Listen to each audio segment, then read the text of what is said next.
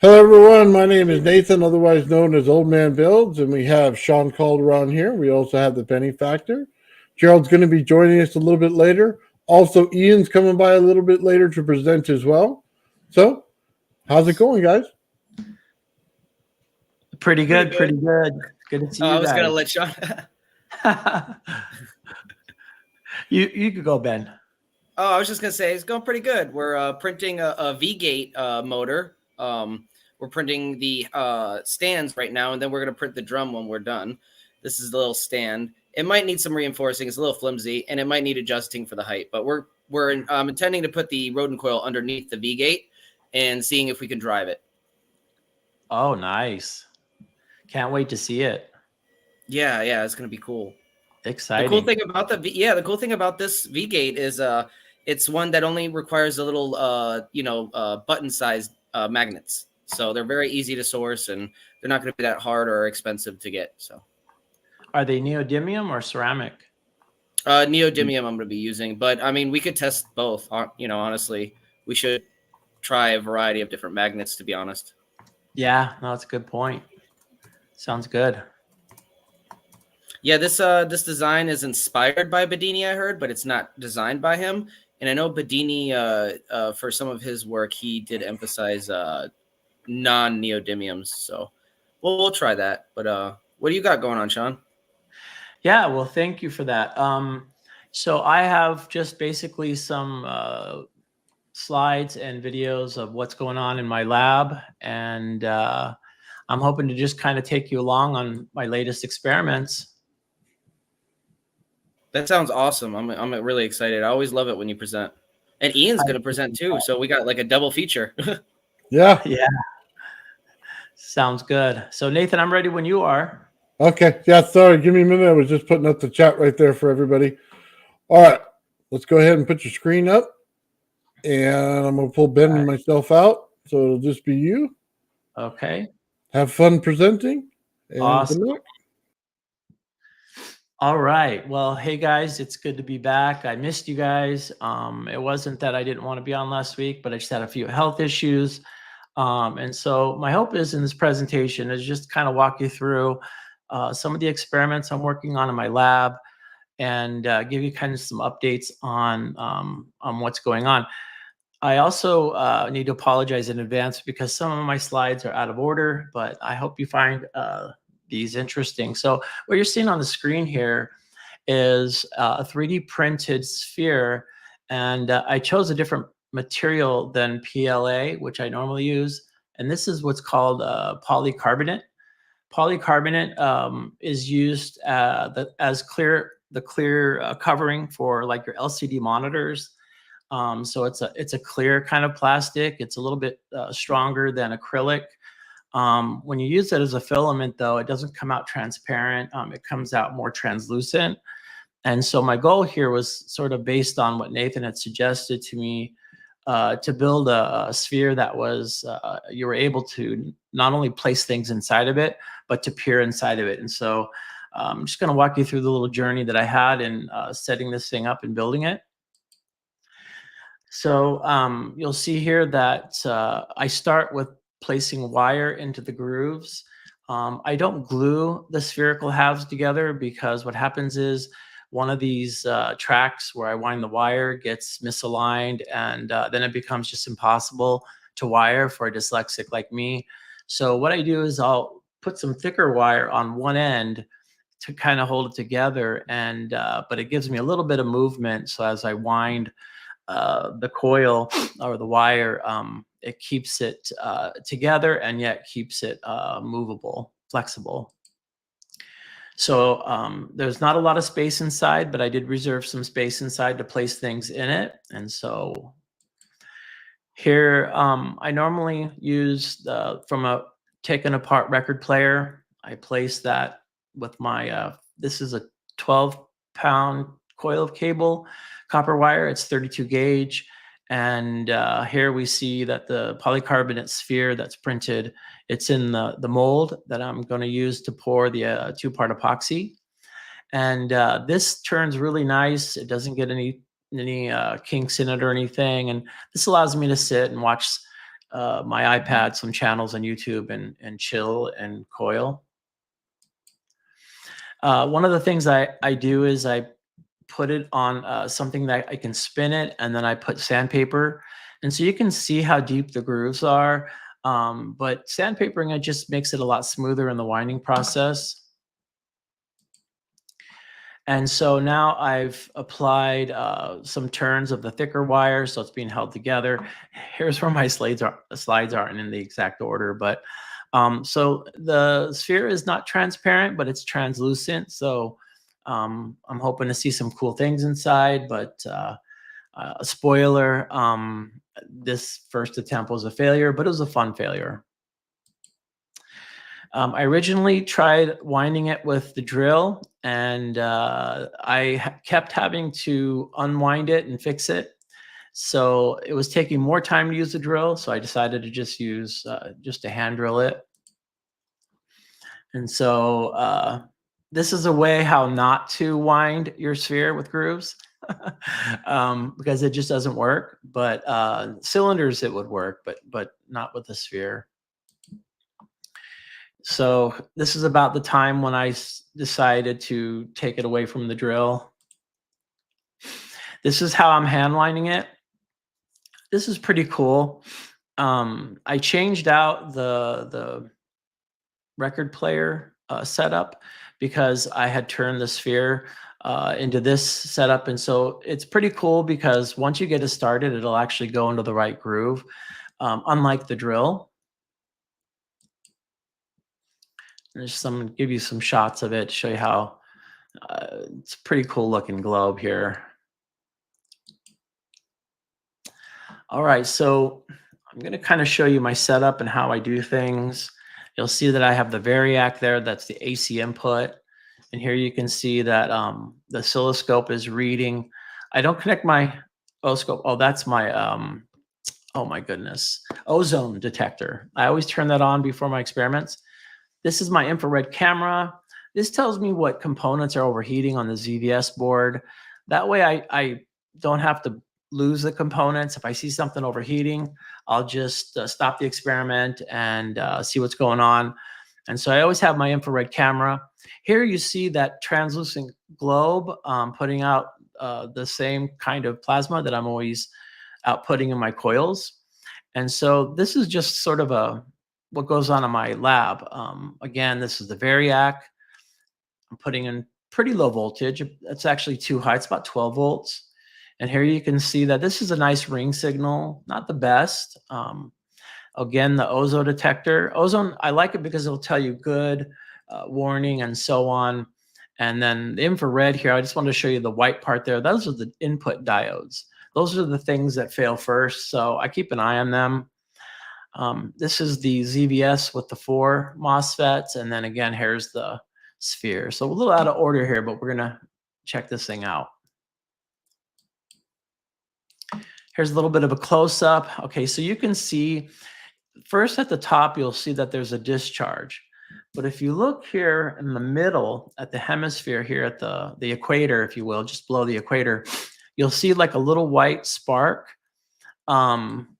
This is a bad thing. So when I had encased this in epoxy, you can see that it didn't go over smoothly, that it sort of clumped on certain sides and it's like full at the bottom, but it has this sort of thin spot down here. And then you can see here that there's plasma coming out where you don't want it.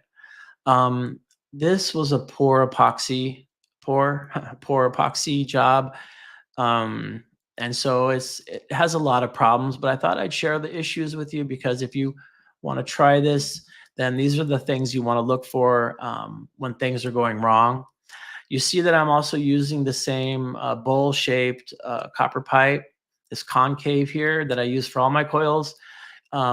It's pretty cool how the ZVS will just pick up and use whatever you put in front of it. And so I use this for most of my coils. But again, this is a bad thing. This little arc here, not desired because it'll eventually end up with more issues. So I took out my Tomlov microscope. It's about 3,000 magnification. And here you can see a close-up. Let's see if I can bring it in here. You can see a close-up here of the area that was sparking and arcing. Let me see, turn off my cell phone here real quick. You can see that there's some charring, which is the dark portions, and that it's like right here is where the wire looks like it's going to be severed. And so here I found the issue, and you can see how there's a nice glossy coat of epoxy over this, but it's not even. And so it lends itself to these kinds of problems. So I pulled out my trusty Spider-Man toothbrush, and with a little alcohol, I scrubbed the area of the char, and I marked it between these two red lines here. And here's the close-up. Let's see if I can get this where you guys can see it. I might have a better one. Yeah, this is not a good one. This is kind of a close-up where you can see it, but not very good. We'll find something better here in a sec.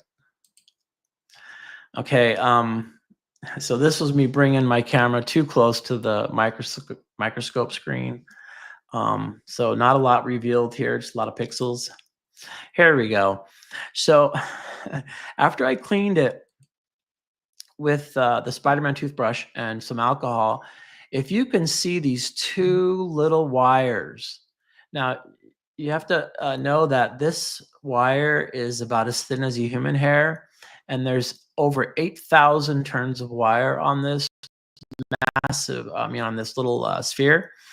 And so it's pretty interesting how I can just pull apart with little tweezers and find where the wires were severed during that arcing and sparking. This is under my magnifying glass this time. And so kind of giving you the view of the coil, how it's solid, the epoxy worked, and then the epoxy didn't work. The reason why it didn't work, I'll just share now real quick, is that the hole or the opening in the mold was too small. And so I ended up having to pour the epoxy at a much slower rate than I'm used to. And so what happened is that the epoxy began to congeal in spots. And then as it started to harden in spots as I was pouring it, it started having these kinds of gaps. So I should have had a larger orifice on top of the mold, and I should have poked an extra hole in it to allow air as I was pouring it. So you'd think pouring these a handful of times that I'd learn, but no, I'm still learning. I'm still a novice at this. And so here is what I attempted to do, what Nathan does with his Tesla coils. And I took the end here and I put it down the throat of the coil. You can see I drilled a big hole through the center. And this is what I ended up with. Now, if you look at the lower left-hand corner, that little arcing and sparking, it's not supposed to be doing that. This was after my repair. So that arcing, sparking is going to be the end of this coil, but you can see it's pretty interesting where this corona discharge, this violet colored plasma here, that's coming through the insulator. That wire is insulated.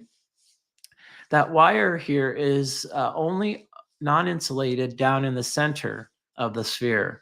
And so it's interesting to me that there's a little bit of arcing and sparking inside of it, but it has this sort of trickling plasma here on the top, and this is again going right through insulator. This is not copper. This is well, it's copper, but it's heavily insulated. And so this is what's going on. Nothing, not as exciting as I'd hoped, but an interesting experiment. Here it is with so I tried to repair it with hot glue.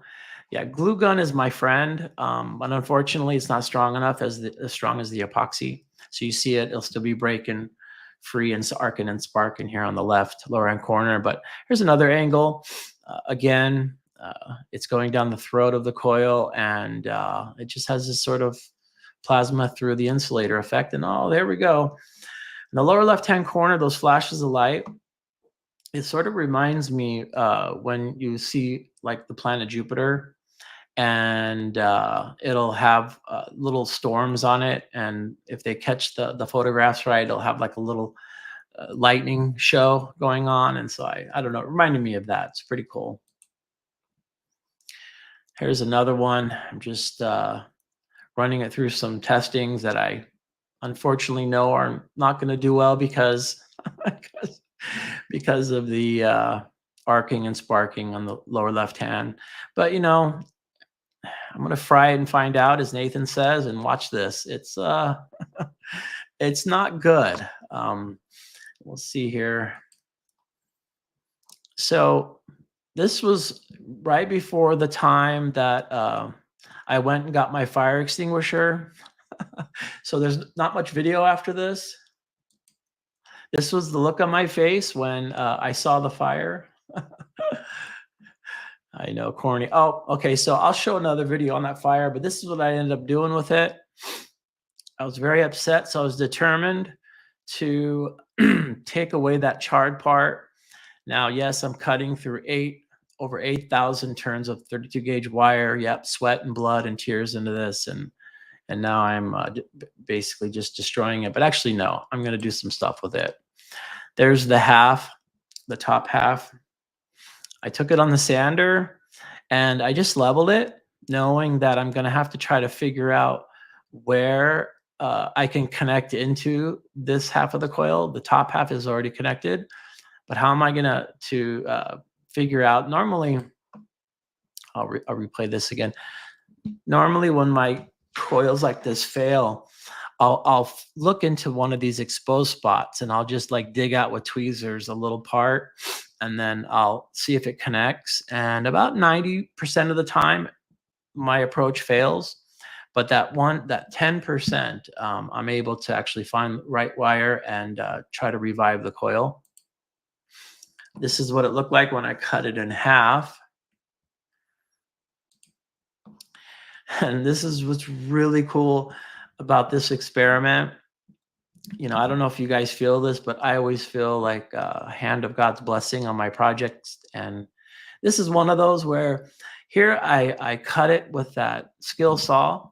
I then just sanded it blindly just to get it flat. I came into my lab, and there, lo and behold, is the perfect wire sticking out out of the hundreds of turns here per layer.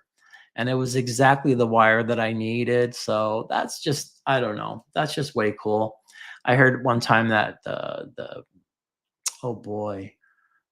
rabbis teach that coincidences aren't, coincidence is not a kosher word. And so this is one of those interesting coincidences. I can speak. So I connected that little tiny protruding wire. I connected the other end to my LCR meter. And here I have a reading, not my LCR, sorry, my multimeter. And it's 360 ohms. And so that's roughly what I expected. It has here on my LCR meter 516 millihenries.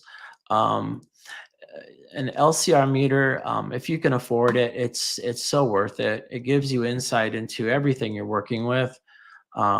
So here I'm finding out the inductance of the coil, part of the coil.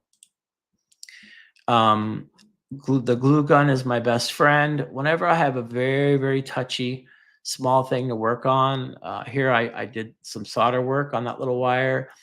I immediately glob it with the hot glue gun, and then I just hold it. Everything is used by the hot glue gun as a temporary one. It's quick, it's easy, and then when I want to do something more permanent, it just peels right off. So one of my top instruments I use is the glue gun. So here's the temperature gauge as what it looks like when I'm depressurizing, when I'm pouring the epoxy. So what I'll do is I'll go to the thrift store and buy different sized instruments. This large vase here, I'm using to weigh my epoxy to get ready to pour. So I use clear acrylic, clear glass instruments on everything. You get them for $1 or $2 at the thrift store, and you're set. This is the epoxy that I use. You have to use exactly the same proportions. And so I use grams, and usually I work between 100 grams of each to about 250 grams of each. It's about the maximum I use for a pour. Here's inside of my messy 5-gallon vacuum chamber. You can see that it's been used quite a bit. Just wanted to give you a little bit of step-by-step of how I do these things. And so what I'll do is on the left, I'll put the epoxy there on the left after being mixed for about 5 minutes. I hand mix it. I mix the sides, and then I mix the bottom, and then I mix the center. And it's very important that you spend a lot of time on the on the sides when you're stirring, and on the bottom.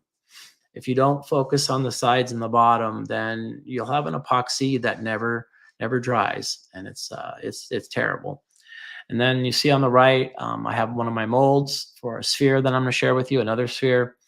And you'll see how I have the wire here protruding. And then this hole here worked for some of my experiments, but for some reason, this hole is too small for my other molds. So I'm going to change this setup. That's why my polycarbonate sphere didn't work so well. Something worth noting, when you use the temperature gauge for a vacuum chamber, this is filled with vacuum pump oil.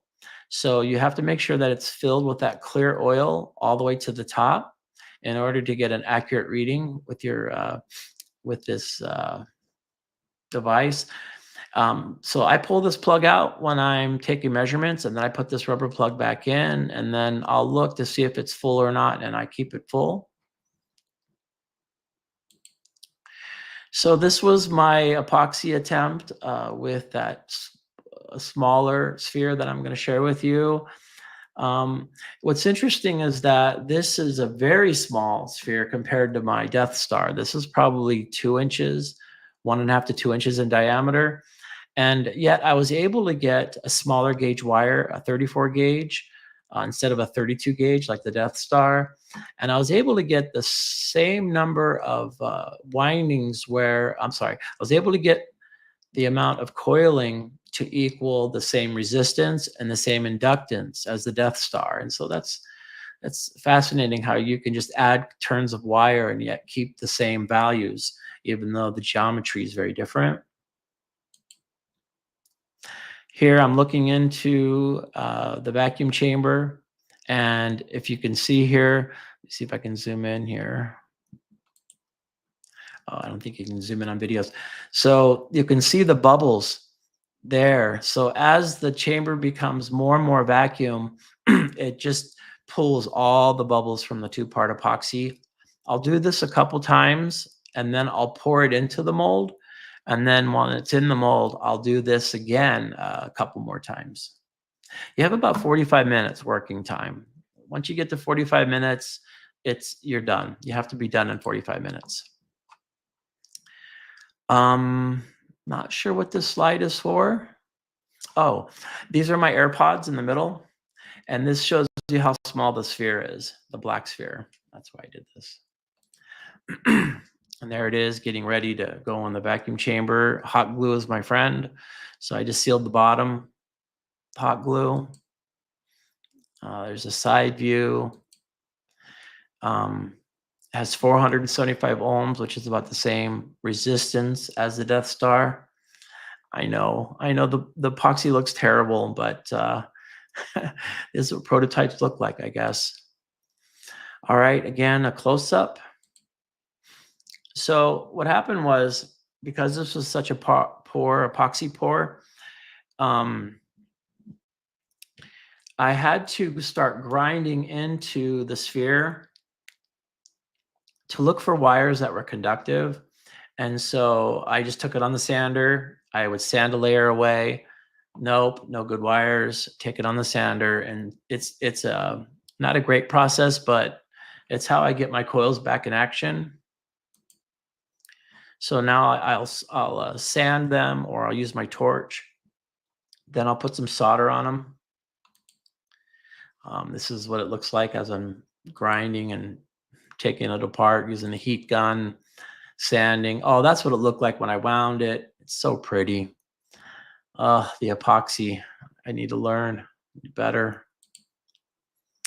Here are the millihenries, as I shared. These are the same millihenries roughly as the Death Star. So that's the inductance on the the inductance on the sphere. There's when I cracked it open and I was not too happy. Here I am cleaning it with alcohol. So what I'll do is I'll sharpen some copper wire. I use copper for my points because there's a lot of free electrons in copper. And so I just feel like it changes the plasma display. People will use other items, usually a harder metal like steel or something, or use like a needle that's made out of steel. I've always used copper. So here I just sharpened some copper wire, soldered it, and then I use this toothbrush with alcohol. I clean everything with alcohol. It's the great part of alcohol is that it evaporates completely. So you can get back to what you're doing once you give it an alcohol cleaning. And so there was the wire that I found on the left after grinding it, or I'm sorry, sanding it. Give you an idea of the size of it. Fits in the palm of my hand. And there's the little guy in action. I just put it in the center of the concave quarter pipe bowl that I use for my other coils. And I'm just getting a little close up, just starting to get this thing working.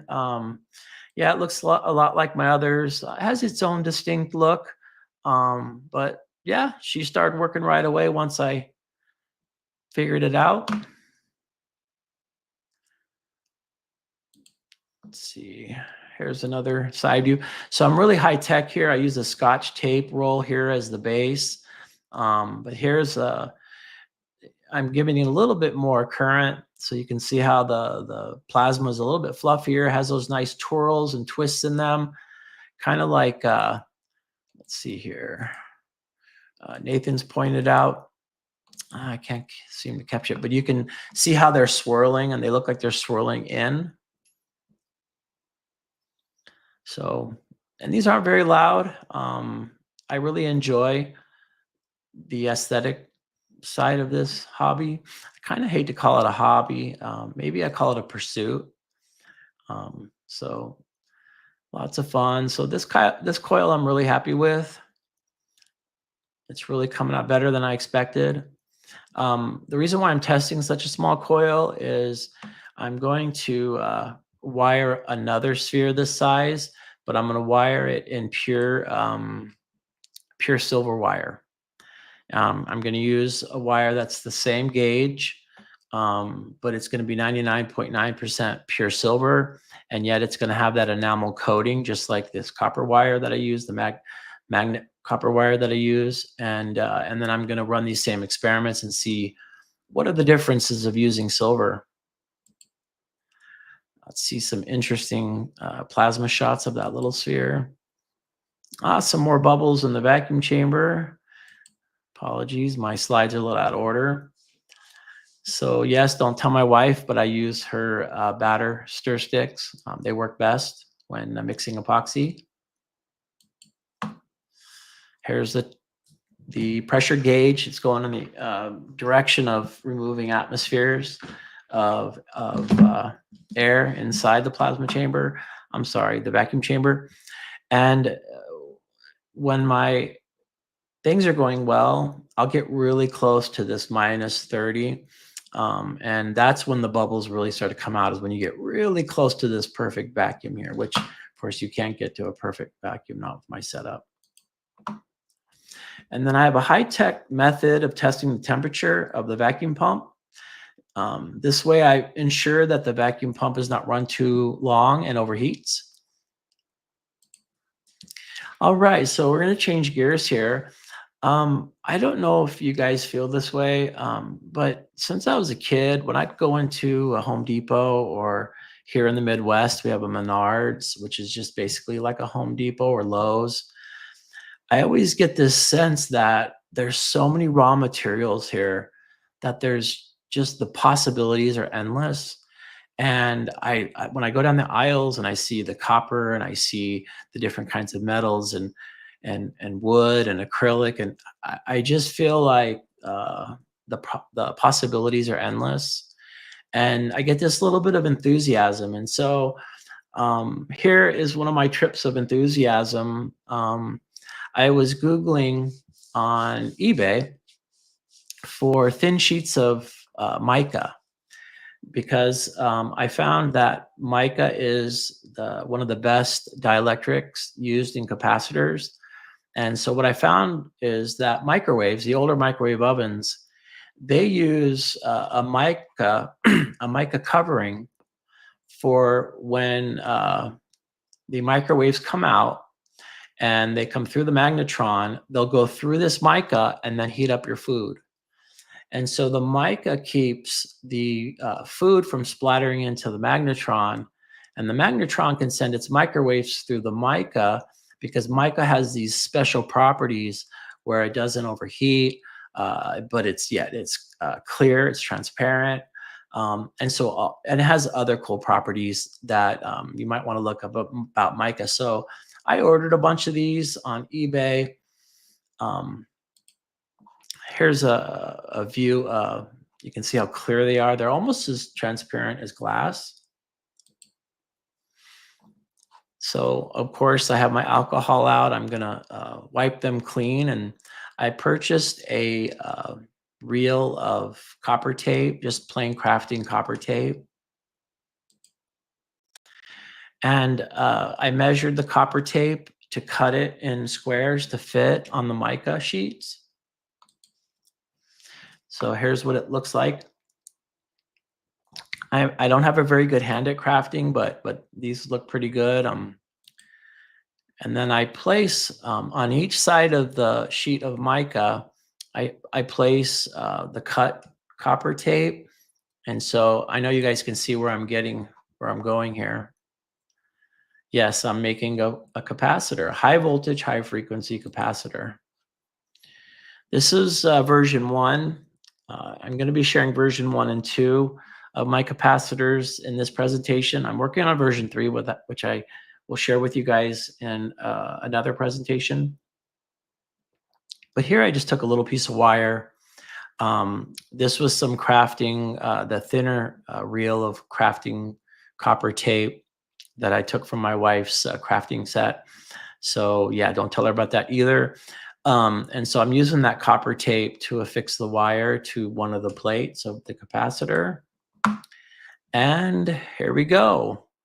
We have, if you look at my LCR meter, we have 279 picofarads for this crafting makeshift homemade capacitor.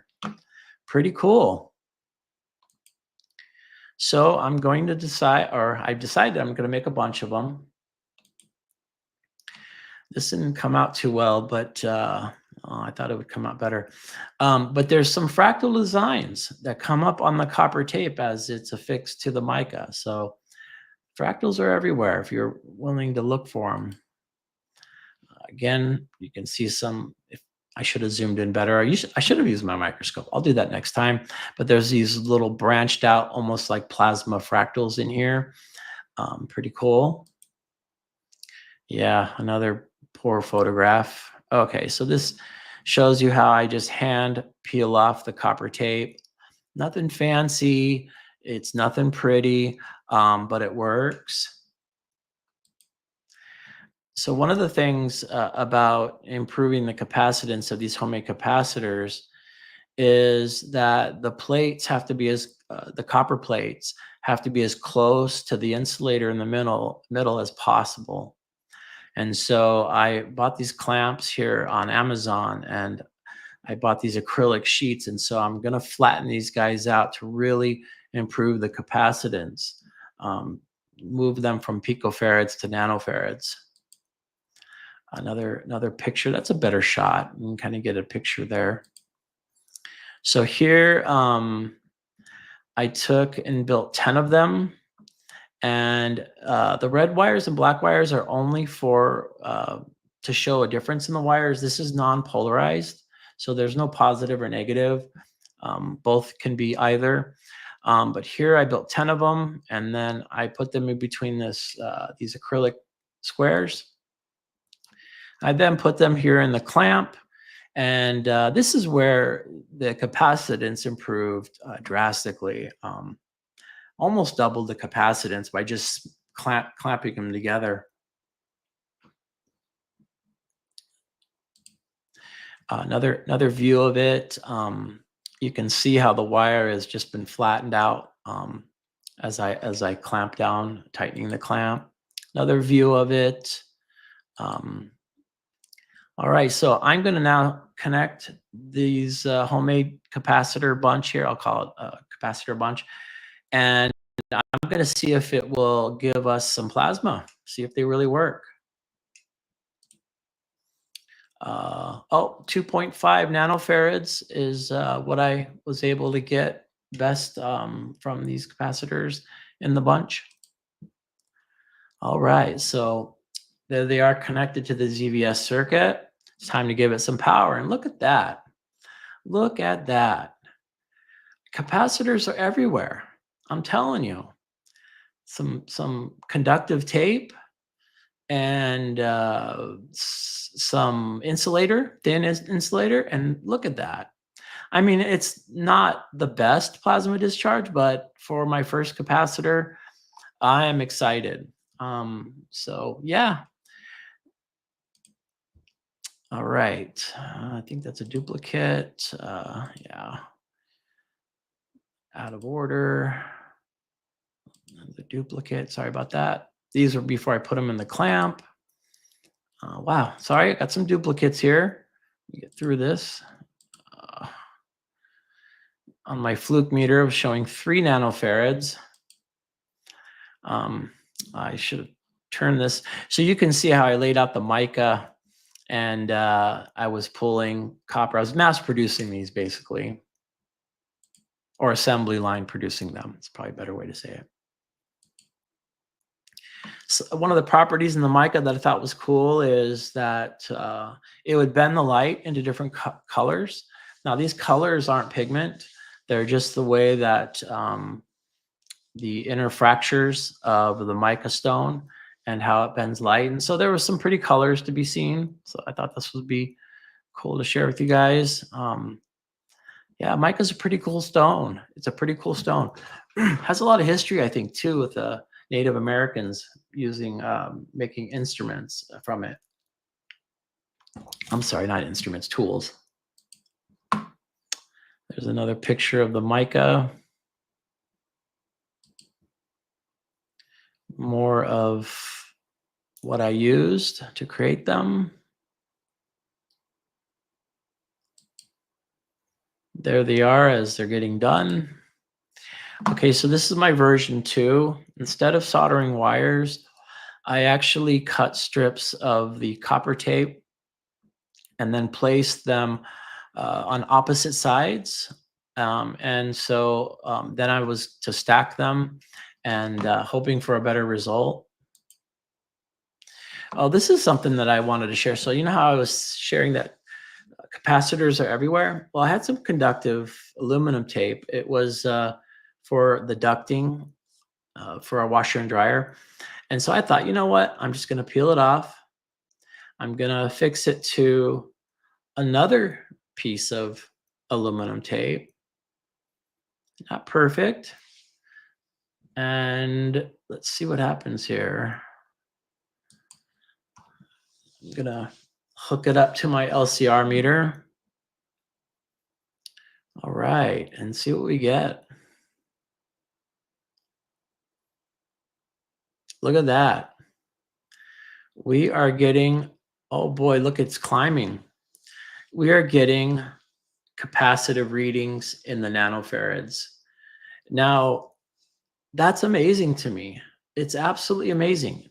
There's no false readings. There's no, you know, what is it? Parasitic capacitance somewhere in my bench. No, this is just 2 pieces of tape.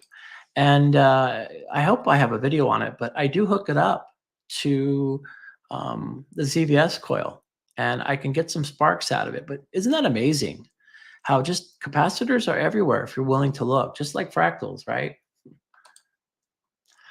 So this was the settled down version. If you saw earlier, it was climbing and changing values. That's because my hands were moving. But I actually soldered just each end of that aluminum tape. And so it's actually coming out to 1,532 picofarads or 1.5 nanofarads. All right. Let's see here. I'm trying to think of which coil here I'm showing. So there I'm using my infrared camera. Oh, okay. So I'm showing you what's hot on the infrared. That's those diodes I shared with you. And here I'm just testing that small sphere. And so we've seen this guy before. Some really good discharges. Yeah. So it's interesting how the voltage changes. It doesn't change the length of them. They're pretty much the same length and diameter. This discharge. But adding voltage just thickens them up, which is really interesting. You would think adding voltage, they would get taller or bigger or increase in diameter, but they don't. They just get thinner. There's a top view. Gotta love the top view of these sphere coils.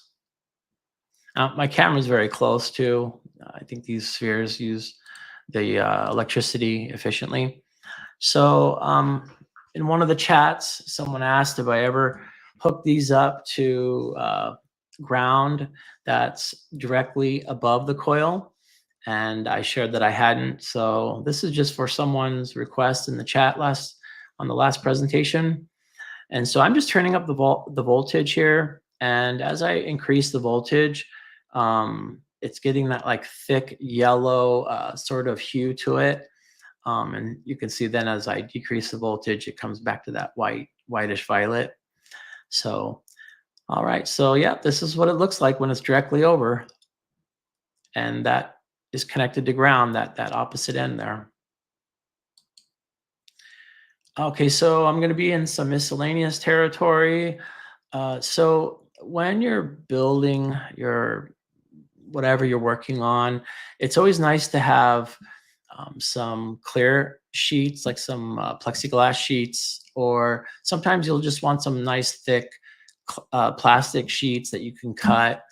And they sell these white sheets of acrylic on for crafting and stuff. And they're like $20, $30, $40 for a sheet. But if you can buy the same stuff, the same dimensions practically, but it's a cutting board, and you can get it for $7 or $8 on Amazon. And so just to kind of give you an idea that you don't have to pay the high price for your needs and your inventions or prototypes. You can just use the cutting board plastic, and it's just as good, and it's a lot cheaper. See if there's some more miscellaneous. So I'm just doing some experiments. Here, the sphere behind it is not connected to anything. And so this is just picking it up from the air. I thought it was cool to share. Yeah, the sphere in the back's not hooked to anything. It's just literally picking up the inductance, the radiant energy from the cylinder in the foreground. Pretty cool stuff.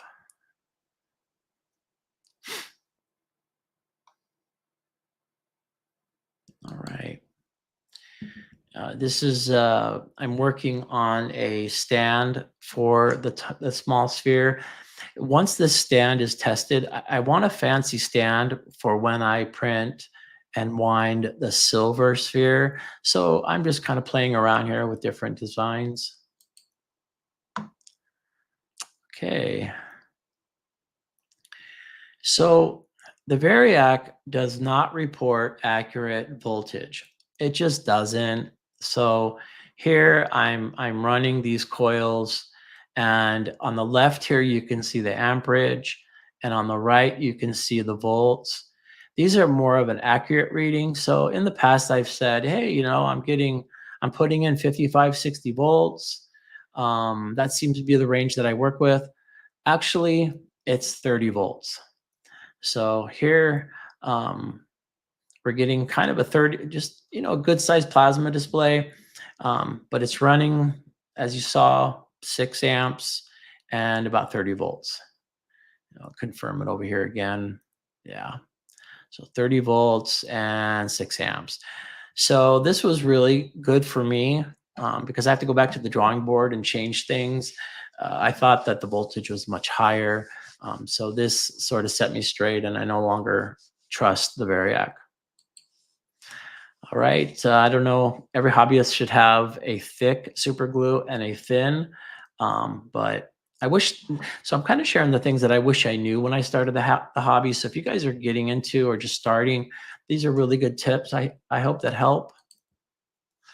And we're almost done, guys. You guys have been very patient. My presentations do run long.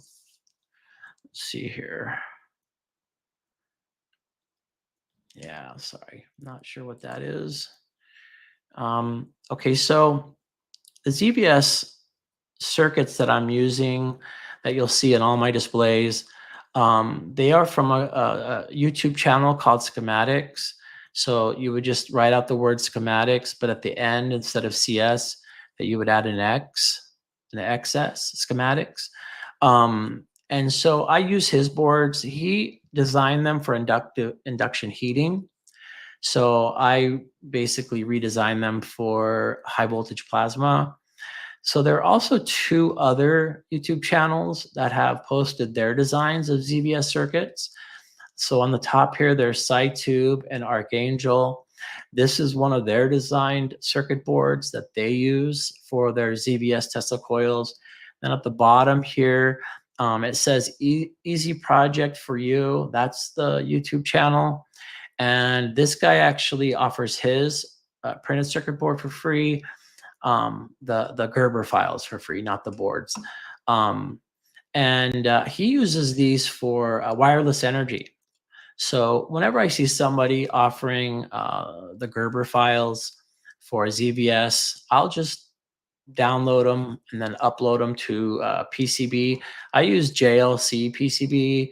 I upload the files. They send me the circuit boards within a couple weeks, and they're only like $1 or $2 a circuit board, so good price. I put the sandpaper on the copper and drill it, and that's how I get my points. Okay, almost done, guys.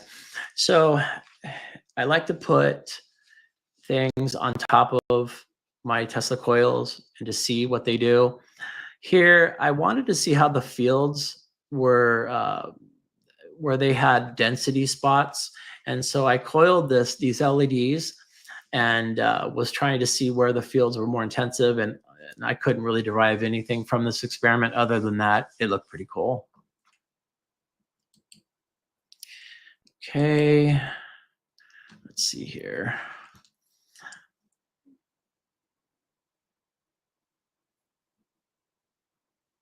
Okay, for MOSFET ZVS. Oh, okay. So if you can see in the background there, there's a fluorescent bulb. I took a thinner than hair wire and I connected the top of the Tesla coil and I taped it, or I connected it to about 4 or 5 feet away to a fluorescent bulb. This was, and for some reason, the wire was making these weird, I don't know what to say. It was waving in certain directions that was almost like a guitar string vibrating. And then here you can see that 5 feet away, it lit this fluorescent bulb. Yeah, I'm a wannabe Nathan here, but Nathan doesn't use the wire, so I got to do better. Let's see. Almost done, guys. It's always fun to just connect what you have in your bin of miscellaneous. Here's the audio transformer. I just hooked it up to the output, the Tesla coil. Thought it was fun. Yeah, so this transformer here, every primary and secondary wire was emitting plasma, which is pretty cool. I was looking for some sort of magnification. So I was hooking it up to the primary coil, and then to the secondary coil, it should have had some sort of step up. And so I was kind of looking for it to be bigger on this side than smaller, but ended up just being a fun experiment. Let's see. No, this is not the one. Sorry. That's a duplicate. Apologies.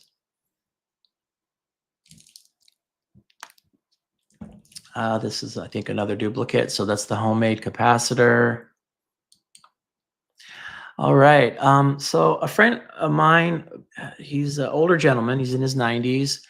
And he gave me his 1940s Van de Graaff generator. This is about 4 feet, 3.5 feet tall. And I've measured static electricity volts, lightning bolts, 12 to 18 inches. This thing is very powerful. So I want to incorporate these into my plasma experiments. I want to start combining these to see what kind of effects I can get. And so I'm going to get this thing cleaned up and running, and then it'll be joining my coils, and I'll be sharing my results. Let's see. I'll share this next week. So this is what 5 pounds of 99.9% silver magnet wire looks like, where FedEx dropped it and it came apart. So yeah, this is 5 pounds of silver. I'm going to be using this wire in future experiments. And yes, it's not cheap, but I think that it might show some interesting results. And so I just want to show that to you real quick.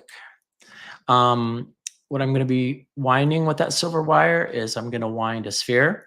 I'm going to wind a cylinder, and then I'm working with a friend who we're going to put out a cone. So I'm going to have a cone, a cylinder, and a sphere wound in 99.9% pure silver magnet wire. And I'll be sharing with you guys the results of that as soon as I get it done. And that's it. That's the end of my presentation. Nathan? Yeah, I'm here, man. That was really awesome. Bring everybody back to the stage here. And there we go. All right. Yeah, he deserves an applause. I appreciate that. Thank you. Absolutely. My favorite was those little LEDs. It looks like a snake coming up and hissing out voltage. Awesome. Thank you, guys. I appreciate it. Thank you for being patient. These can go long. Worth it. Awesome. Yeah. Look at the spheres. I'm glad you have trouble with your spheres too, Shawn. Wow. You're tough to hear really you, Ian. Are you close to your microphone? Oh, really? Oh, that's better. Hang on, I'll just try and put my mic up.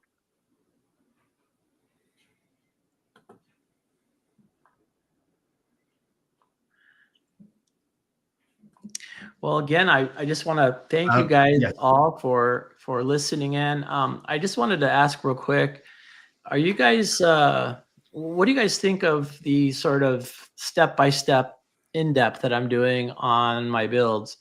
Is that going too deep, or is that giving some helpful tips on how to build these things? No, it's really helpful. Yep, I think it's good. If I could get that in depth with mine, I would. Good job.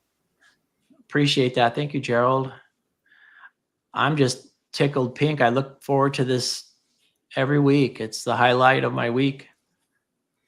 Thank you, guys. You guys are a big encouragement. Thank you for presenting and sharing. Yeah. You always have some really great stuff. Yeah, thank you for being an experimenter and putting it out. It ain't easy to put yourself out there. I get laughed at all the time, but it still ain't easy to put yourself out there, right?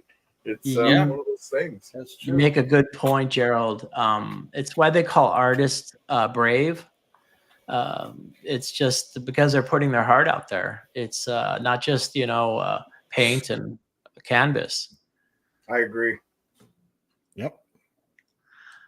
So I hear Ian has something. Hey, Shawn, can you guys hear me okay now? Is that better? Yes. Yep. Yeah. Okay. All right. Cool. Yeah, Shawn, I was looking at you with your epoxy issues. Yes. Mine never made it out of the mold. Oh. It's not a bomb. Yeah, I don't even dare try to take it out. I had 3 epoxy attempts. I didn't use glue, and I used tape around here, but I Yes. wanted to have a hole. I wanted to have a hole on the top, so Okay. I got one of the black straws for the posts on the flat winder, and I Yes. put blue tape on it, and that worked perfectly. And I put one Yes. on the bottom end as well, and just drilled separate holes for the wires to come out.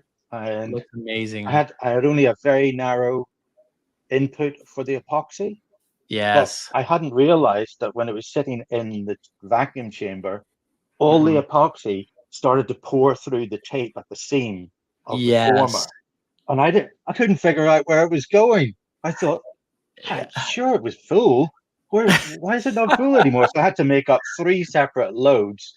And Oh, eventually I no. realized I had all this sort of kitchen towel at the bottom to catch any drips, and I hadn't realized that it was just sodden with epoxy.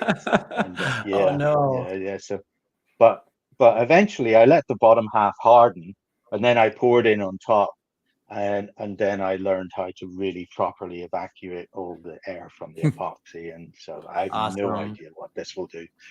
But it's almost full now. I have just a little bit more to go into the top, but I got caught up Nice. doing other coils and stuff. So yeah, no. Well, thanks for all the tips, Shawn. It's really good to know all this stuff. I mean, Oh, you're welcome. if you don't have Awesome. if you don't have the details about the builds and what goes wrong and what to avoid, I mean, Yeah. you end up reinventing the wrong wheel all the time until you can figure out, I see now, I see. So Right. it's great. Right. All that information that for me definitely is great. Yeah.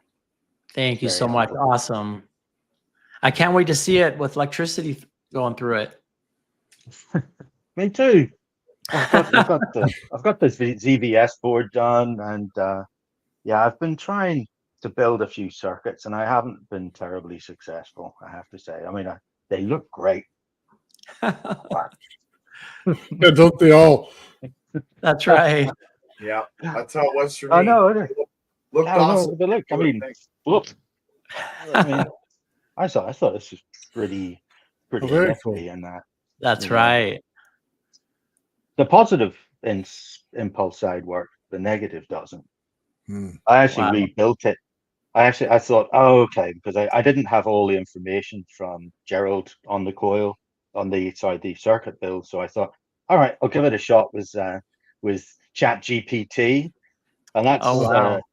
so I rewired it all according to its specifications, and I thought, oh, excellent, right, this should work really well. That's an evening. That's an evening I won't get back. That's for sure. But I've rewired it again. Oh, But, Chat GPT got you again, huh? Yeah. Yeah. It's incredibly. It sounds so completely plausible and everything. It says, oh yeah, it works out this way, that way, that way. That's how you get the positive impulse. That's how you get the negative impulse. And you Yes. think, yeah, that all makes sense.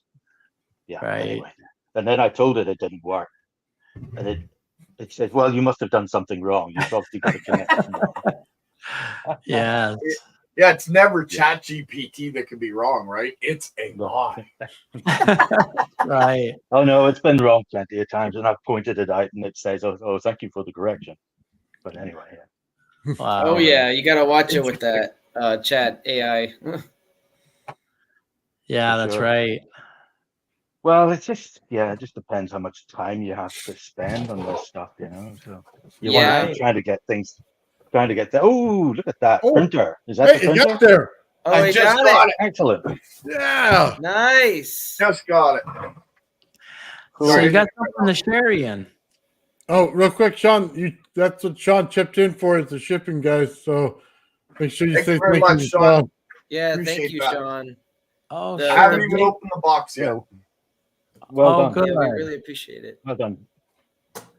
Well, Nathan for Sorry, supplying the Ian, printers didn't mean to as well. cut you That's off there. really good. No, not at all. That's good news. I use mine for everything all the time. It kind of runs most days just doing stuff. Yes. Me Nice. too. Building stuff like this, just all the formers for the toroids. I couldn't get the dimensions right, proportions Well, right. I've been and that's having a helper fun with it. printer, so. Yeah. Oh, Yeah, you've Ben's- been using yours? Yeah, it just started working. We just printed our first component. Where is it? The stand, the first part of the stand for the V-gate motor. This is probably going to be needing reinforcement and adjustment, but the drum itself is the most important part. And I found a 3D part for that, and just going to fit some magnets in and see if we can drive it with the rodent coil. I have a couple ideas on Nice. how I can do that. I can't wait to get started. cool. The stuff I'm gonna build. We're gonna have some fun. Yeah, I'm Make sure excited. you check through the box, Gerald, because I hide things in places. So in your little filament roll, you'll find a mini micro SD card. Oh, okay. So make sure you look for that in there. I And will. then the other part, like I told you, those pieces of cardboard that look like they're just cardboard. And then there's a plate in there. Yeah. There's a plate in there, yeah. Yeah. So there's little parts you gotta look around for, but I look forward to cracking it open, to be honest with you. So I gotta print a little fin for my remote control helicopter that broke off the back end of it. oh, Oh, It's like nice. one of the first ones that ever came out. Doesn't even have a camera. you may need a smaller head because it's got a 0.4 nozzle. You may need a 0.2 because those I'll things. order one if that's what it takes. Yeah. Yeah. I'll get into all those details with you in the very near future, I'm sure. You got But I it. didn't want to take away from Ian, sorry. Oh no, guys. I mean, I've built your new one, and I've just been test driving it while Shawn was presenting and trying to get it to work, and it's not working as I expected. So anyway, but I The do new have coil? some stuff to show. New coil or new circuit? Oh, it's all kind of connected up. Yeah, new coil. This is a new coil, and I was Oh, just that's trying beautiful. to see. Ooh, that was getting warm. Hang on. I was, Works yeah. of art. but that's Yeah, it's beautiful. that's the that's the circuit there. Can you see it? Okay. Yeah. Yeah, that's gorgeous. Well, I actually included your maglev switch and potentiometer on it, but I haven't fully included them in the wiring underneath because I'm still working off what you were sort of saying in your acrylic presentations and just Yeah. pointing to wires and stuff. So it's easy to get it wrong. Now, Well, Ian, if- hold on. I'd Joe? also love to know your horizontal deflection transistor circuit. Yeah. I've got that built, but I can't get that to work either. So I've obviously not got the coil connections quite right because I think the coil connections were missing off that video. But well, we could go over Brent that. is out for it. Yeah, that'd be cool. Just so you know, Gerald doesn't write his circuits like everybody else does, Ian. So when you think it's a positive circuit, start thinking of it as a negative circuit and run it backwards. Okay? And inside out. Yeah, inside out.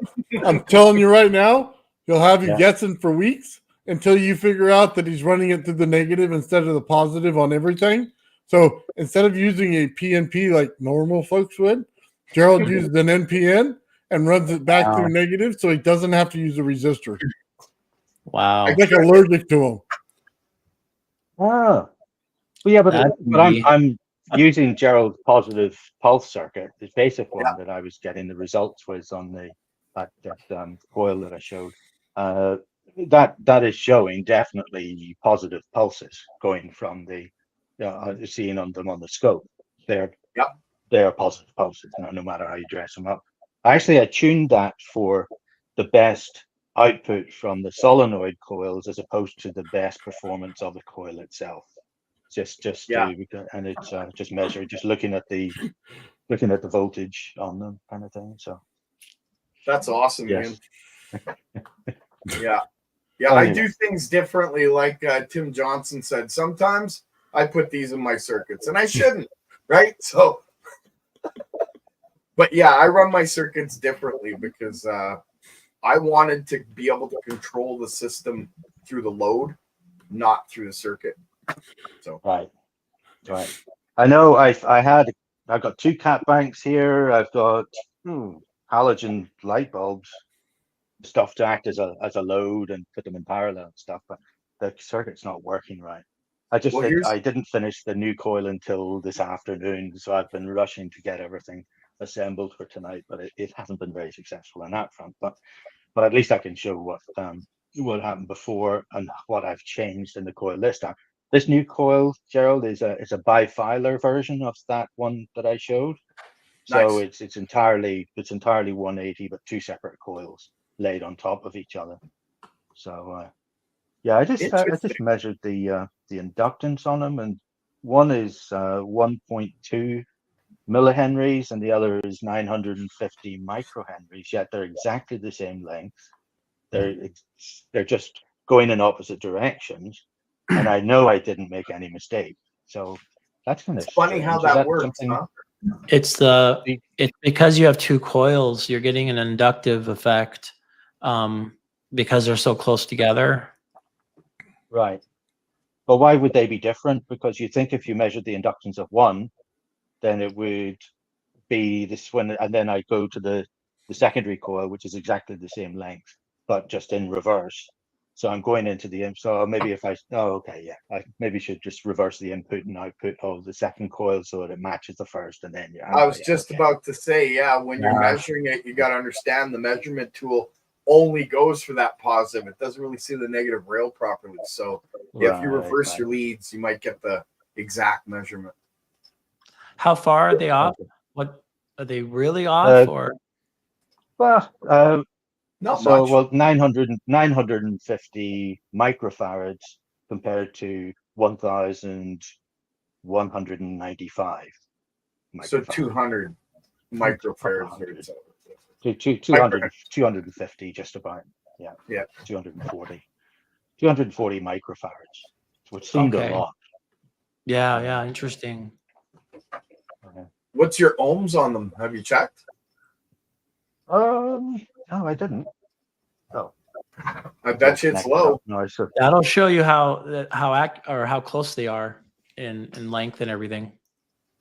Right. Okay, so you know a lot about that, Shawn, right? When it comes to resistance of a coil, let's say 750 feet. Yes. What would that average for that be? Do you know? Because I only have. Go ahead. So if you Google the wire gauge and it ohms per 1,000 feet, and then you can just do the math because it'll tell you the ohms per gauge wire. Right. And so then it'll tell you, because I use that. I'll measure the ohms, look up, okay, I have 32 gauge. It has 20 ohms per 1,000 feet. And then I only have 10 feet. So I figure out how many ohms per foot. And then when I take the reading, I immediately know the length. Does that make sense? It does. It does.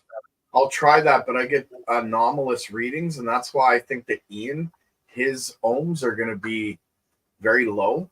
I mean, I have 750 feet, and I got 6 ohms resistance. So also too, when you're measuring ohms in coils of wire, it's very temperature dependent. So if it's a 10 degrees difference in your room, you'll be surprised. You'll lose an ohm or you'll go up an ohm. And it gets worse as you get up in the higher ohms. So just, it's not like a resistor where it'll keep its ohmage value. It's wire is very, it interacts with the environment more. That makes sense. That does. Thanks for that. Ian, did you want to? Yeah, I could share some stuff with you. I will try to present something here. Okay. Ooh. Okay, can you see that? I don't have anything yet. Yeah, not yet. My screen, there we go.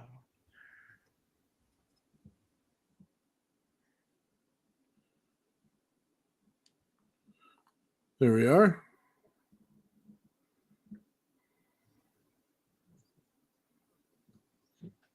They seem to be going into the distance.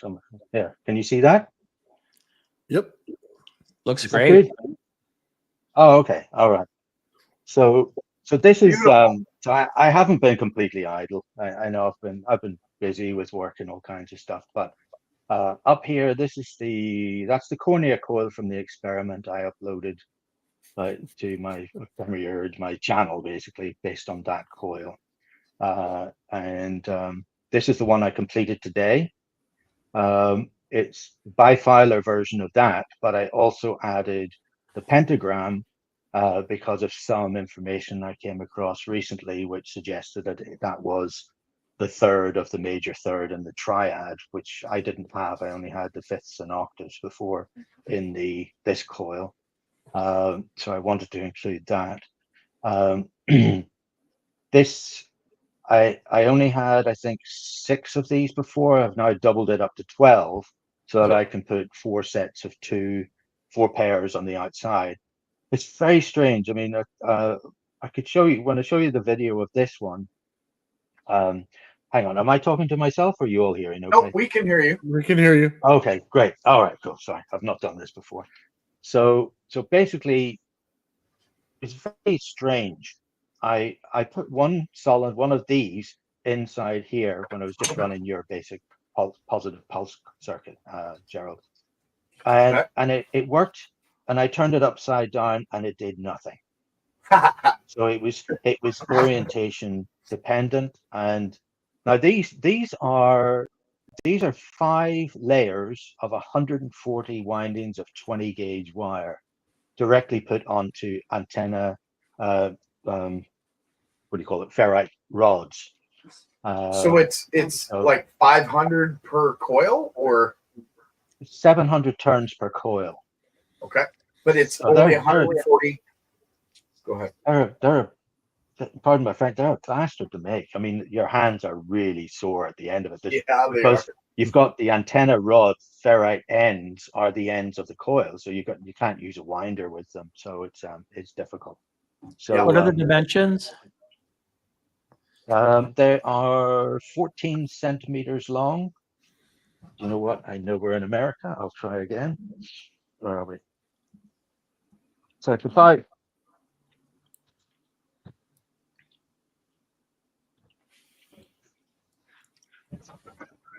can find a ruler.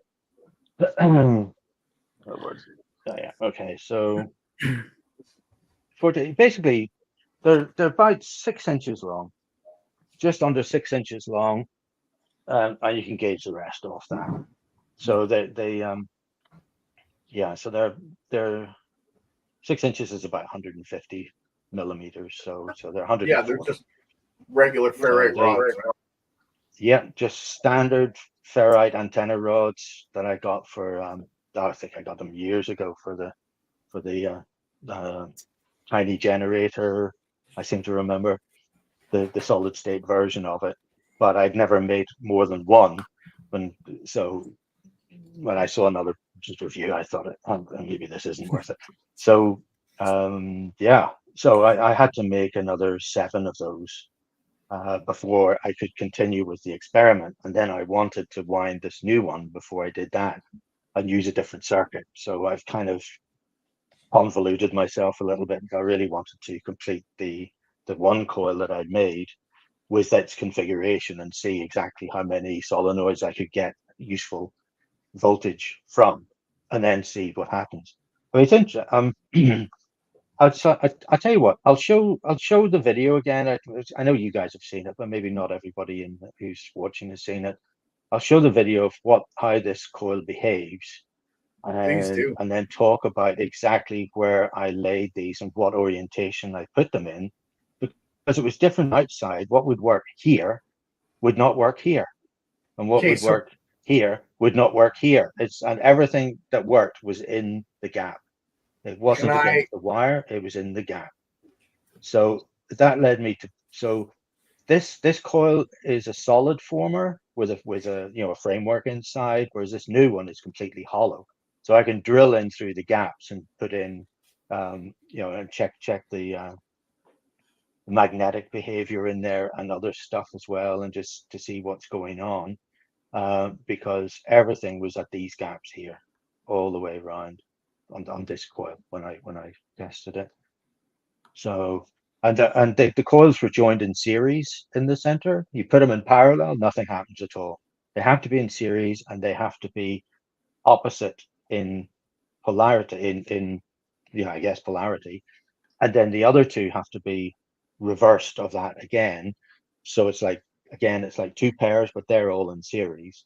And then I got maybe an extra 10 volts when I put a third solenoid, so you had three on the outside, but so it wasn't worth it. So I ended up with pairs, and the pairs worked fine. They were giving like 50-60 volts, and there's room for five, but I kind of ran out of ferrite rods at 12, so that's fine. I thought, okay, I've got four in the middle, and then I've got four sets of two on the outside. So I've yet to do that experiment with that. I just wanted to have a look and see how this one was behaving. So yeah, so that's basically those. Then Shawn, there's your bomb. It looks more like a Christmas pudding or something, I think. But anyway, I'm not even going to dare try to take that apart, because I know that it's sealed epoxy all the way around the center of the mold. And I got a lot of air out. And when I did the second epoxy run, I frothed it up in the container, and I put it in a bigger container to froth it up further. And then it stopped overflowing. So then I could, get it. And then it was much better quality epoxy went in the second time. If you want to be able to take off that is that PLA, what's the outside? It's gosh, no, Filament? PETG, PETG. Oh, PETG. Okay. Yeah. The secret to getting that off is just use a heat gun. The epoxy can take the heat, but the filament can't. That'd be good. Oh, right. Okay. And then I can see what's really going on. The only problem is that the epoxy has actually set around the conductor's top and bottom, which I'm not sure what to do about. So I know where I've seen that before. Donkey Kong. Sorry, I had to. I know. Yeah, really. That's exactly it's awesome. Really, it really is. I'm just. That's awesome. Yeah. But look, it has its own stand now and everything. So, and I can actually look inside it, because the straw did its job perfectly, and the whole inside is empty. So I can actually put probes down and wires down like you were doing, Oh, Shawn, nice. and take a look and see what's going on. I mean, Very I nice. do, yeah. Now these coils I made, anyway, I can come to those later. I've got to I can move on here for a second and see. Right. So these are the Egyptian brazier, as I call them. They look like Egyptian. Right. I have a dirty mind. I'm sorry. I giggled to myself. But hey, Now we all know what you see there, Gerald. No, he sees lots in that. Yeah. Gerald is very anatomical circuit diagrams, right? But anyway, but if you notice there, Shawn, that's the formers I sent you when I'd adjusted yours. Those I had to do them in quarters. I did them in quarters, and then those are two, obviously 4 quarters glued together, so that I could wire 2 halves horizontally, because you can't print them like that. You can't print them like that. So I wanted to wire 2 halves, one clockwise, the other anti-clockwise, and have 2 separate coils. I'm not sure what to do in the middle, but I was thinking to put those primer bowls, those David LaPointe primer bowls inside these. So I'm creating this, and a permanent magnetic field that's strong, but it's very directed and polarized because of the nature of the bowls. Just as Yeah. something interesting to do. There's another guy online who really works brilliantly with pullback arrays and all kinds of magnetic using that same bowl and also circles. He makes spheres out of magnets to see what the gravitational field is like on them. Omega ZZ, that's it. Omega ZZ, wherever you're from. Oh wow. Yeah, it's Interesting. definitely have a look at his channel. He does incredibly complex and very, very analytic things with magnetic arrays when they're actually put together, and he shows exactly with using the color magnetic. Yeah, he does a good job. Yeah, I don't know. Have you seen it, Gerald? Yeah, is it the guy that has all those little tiny round magnets inside the bowl, almost like the primer fields? Yeah. Yeah. Yeah. Good channel. And he does, Omega ZZ. So I've been very interested to see that, but I just have the bowls, and I made several of them for an experiment. So I thought, well, I might as well see what I can do with them. And if I don't join the coils in the center physically or glue them, then I can actually change the polarity of the bowls that I put inside them.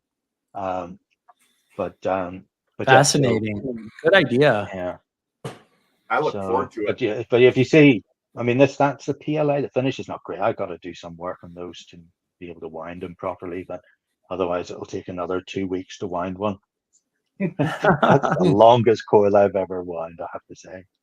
Yeah. And there, that was nice. that was a finished version of it. Yeah.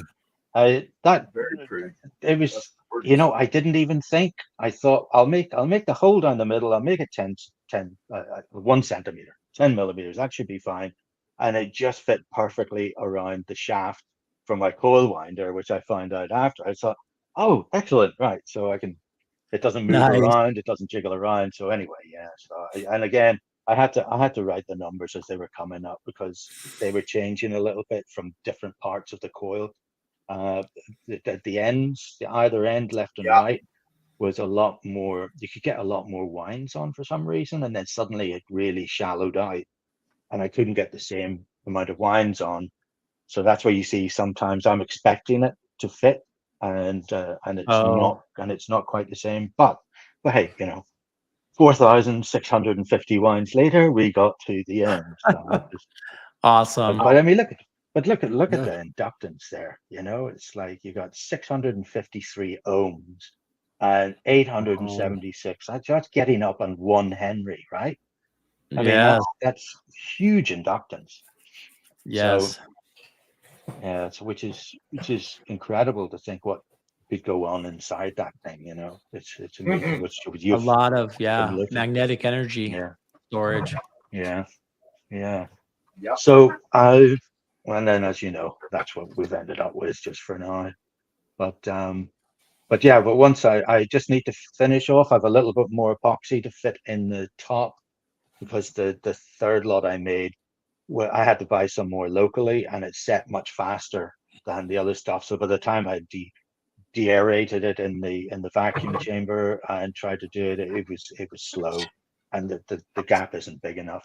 I did bubble out everything I could get out of it though, but I needed to start again with a fresh batch, so I ordered some more. It arrived, but I've been traveling and doing stuff and fixing hurricane stuff since I got back home. So there, and that's the top, and that's the gap I had to deal with basically. So it doesn't look good, does it? Globs on the top there, but anyway. It should be. Anyway, we'll see what happens. I'm optimistic that it'll still perform reasonably well. It's good. But work. as I say, the heat gun might work well for it though. Yes. But the things you can do with drinking straws, huh? And then eventually, once I get it running, and I've got obviously your ZVS board is pretty much it's ready to go. That's just an arbitrary pair of capacitors there. I'll obviously figure it out. Your tuning method is excellent, Shawn. Thank you very much for that too. That's really useful. Yeah. Sure. Yeah, it's brilliant. Yeah. So I mean, I was able to. I've got Yeah, the three, the different pipe you suggest to get, the thinner stuff, the thinner Yes. copper pipe, that is so much easier to work with, no question. Yes. It's nice. It's I the was almost point tempted 2 to. wire, right? The 0.2 inch diameter instead of the 0.25. Um, is that 3/8? No. Three, Yes, 5, 3/8. yeah, 3/8. Yes, yes. 3/8. Yeah, it was 3/8 inch I got, and it's great. It's like refrigerator stuff, but it was so pliable. I thought maybe I'll put a primary inside this toroid coil I'm building, and I said no, stop. Got to keep the variables down because I'm trying to figure something out. So adding the pentagram to it though, that was I thought you shouldn't really do this, but I thought no, what the heck, I gotta try it. So yeah, something else I've been working on recently is this. Um, this is a slide from um, uh, oh my gosh, it was from the Tesla Tech, the rodent coil presentation. Phil Dubois, Phil Dubois, and he. You see, these are the rodent numbers, but this is actually mod 9 with the 3, 9, and the 6. Now, this is stuff that Marco Rodin found and discovered, and I think Phil Dubois rediscovered the, I think the top line. What is that? Let's see, that should be 3, 1. Is that it? I'm just looking to see. Yeah, 1, 1, 2, 3, 5. This is the Fibonacci sequence reduced to mod 9. The top one is 1, 3. That's the rodent sequence. So there are the three. There's the 1, 8, the 7, 2. Sorry, 8, 1, 7, 2, and 5, 4. And those are all very intrinsic in the mathematical kind of theory about the whole VBM vortex-based mathematics. Is that the Bottom one. Now principle you use? this one where it starts with 1, 3. Where is it? Yeah. Anyway, so this one is the Lucas sequence, which starts. I think that's 2, 1, 3 or something like that. I can't remember. I'm looking for it here. I should have annotated on this, but I forgot. But anyway, so you've got the Lucas sequence, the Fibonacci sequence, and there's a Rodin sequence, because there are 3 sets, and it's like a 3-phase system that actually works. You shuffle it around a bit, you can get it to start with 3, 9, and 6. So I'm trying to figure out a coil geometry in a geometrical representation of this that I could wind on a toroid as well. Because what he said, which really fascinates me, is this. This is another one of his slides. So what you have here, his theory is that when you look at the toroidal field, you have the 9 is the block wall. That's the plane of inertia, basically, where everything comes from. You then have the 6 and the 3. So this is longitudinal. These are the longitudinal pulses that come from the ether. The 6 and the 3 are the transverse mode of normal magnetism that forms around the 9, around the null zone. And what he's saying, suggesting is that the 1, 2, 4, 8, 7, 5, the kind of helical result, is a hybrid of the pulsing 9 and the magnetic 6 and 3. So it kind of made sense that if you're going to do that, you'd need to build a couple of coils that have, now that is 6 coils on that. These were actually originally for things that we're not allowed to talk about, of course. But the nature of this coil, it's counterwound. So you've got 3 coils going clockwise. There are 9 wraps per turn, all the way around. And yeah, the only way to do it is to use sort of like fast epoxy on these physical joins here. Otherwise, things just start breaking. But yeah, I was very pleased with this. I spent a lot of time and detail on this to make it absolutely perfect. Because I made, but this one, all of the coils all start and end at the same place, except the top set, the bottom set go clockwise, and the top set go anti-clockwise on top.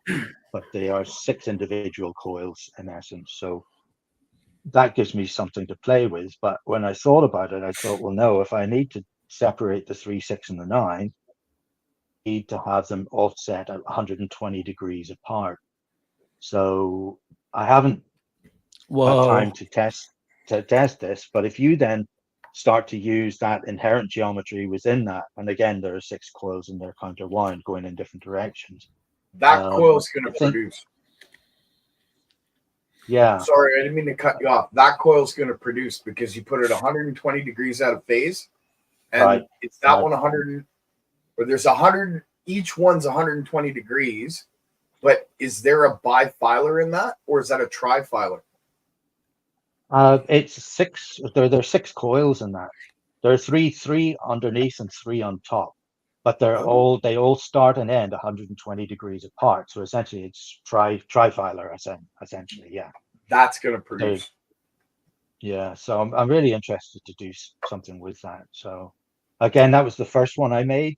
And the former I had wasn't quite large enough to get a nice, neat inside on the inside diameter. It wasn't too bad. I think I just made one mistake in that, but it wasn't too obvious. It's nice. At the time, anyway.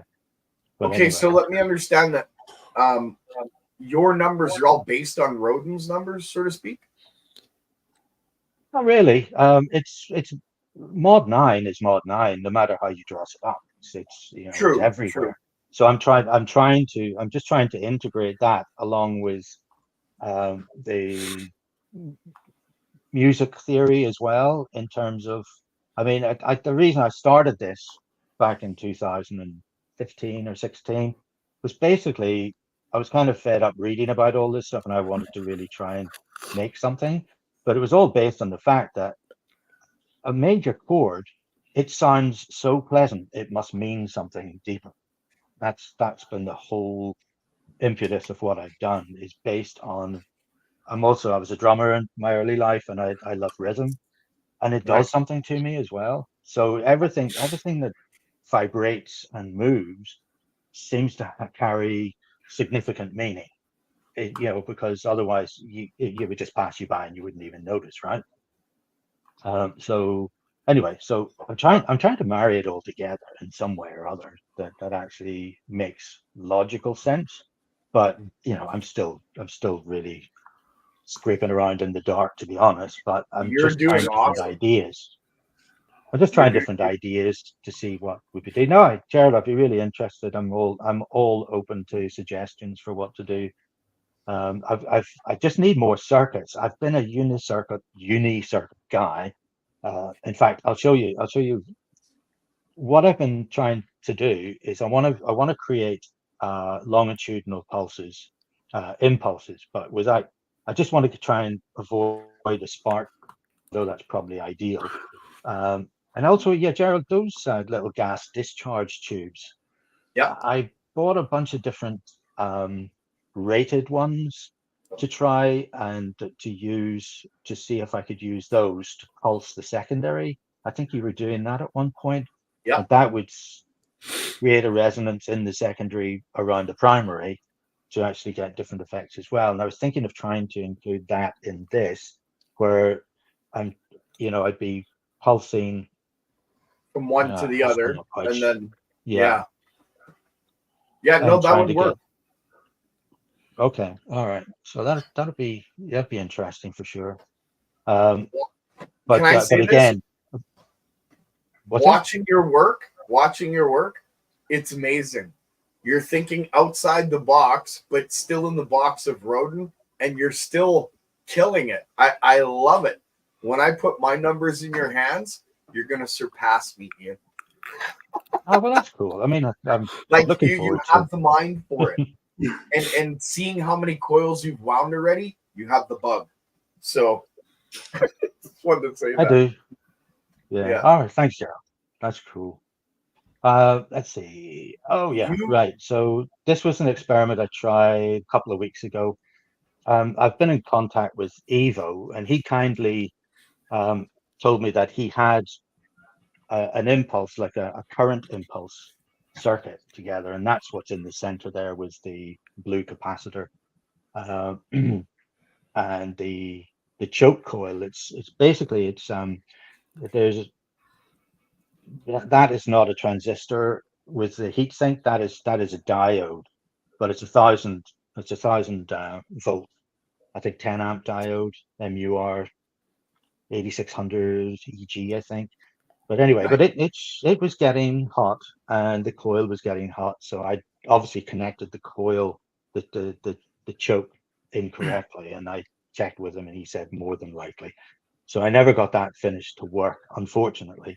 But the way I need to do it is to use a gate driver with the MOSFETs, and that's what this is, right? So I Hey, made Ian. this a few years. Ian, can you go Yeah. back to that slide real quick? That Rodin Sure. coil on the left. Oh yeah, yeah. How many That's nodes? that's one of 36. That's a 36. 36. Yeah. And it's also, but it has one nested inside it. And that's when Evo put his circuit onto his workbench, Mhm. he showed that the two coils on the choke should be, I believe it was 10 microhenries. And it Okay. suggested that if you had a 100 microhenry primary, that would be ideal to work with it. It just so happened that the inside coil in that rodent pair, Mhm. that's the same. Nathan, you'll recognize that. That's a.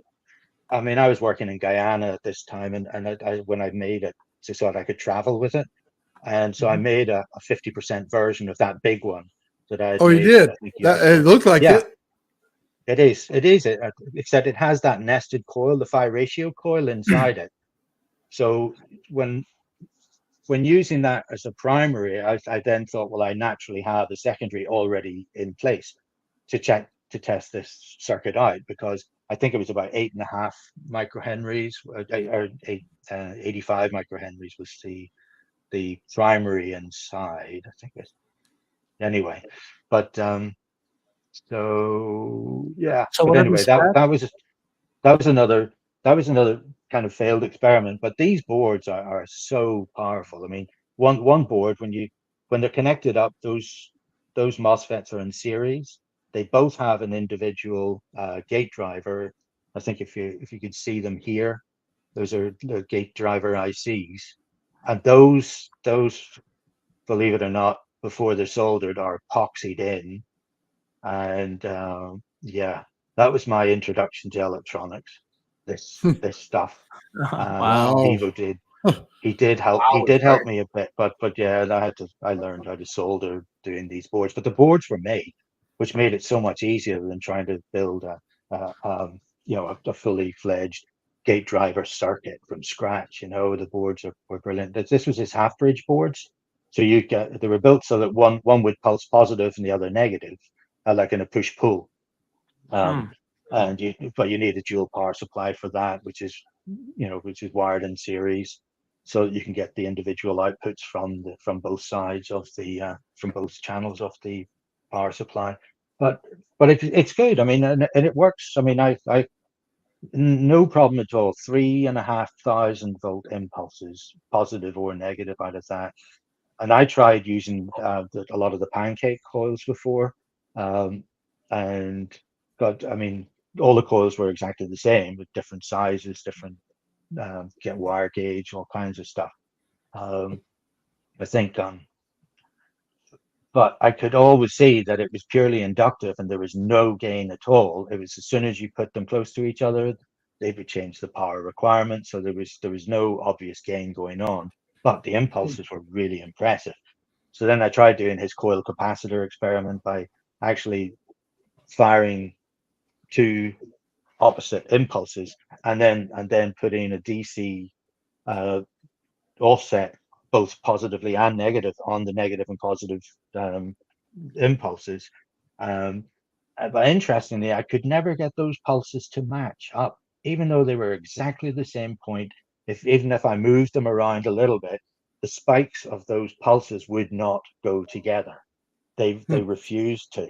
It was like I was trying to create an implosive effect, really, out of the center coil, or this space in between. But anyway, but there was a good learning curve, and they're still really useful for very powerful impulses. Thank you, Eagle. Ian, He's a really great guy. Ian, what's does the wave look like when you say impulse? Like, is it a sine wave, square wave? It depends. No, to get the impulses with these, you need two primary coils, basically. So if you use a resonant L1, so the L1 and L2 are the two primary pairs, and the secondary would be the L3. So it uses the pulse from the first primary, which it then goes through the MOSFET, and then it either stops, or it either goes to a collection capacitor on the other polarity, or it goes straight into the L2. The L2 is then tuned with series capacitors, so you can get a really nice, and it's very, very efficient. There's hardly anything coming out of the power supply.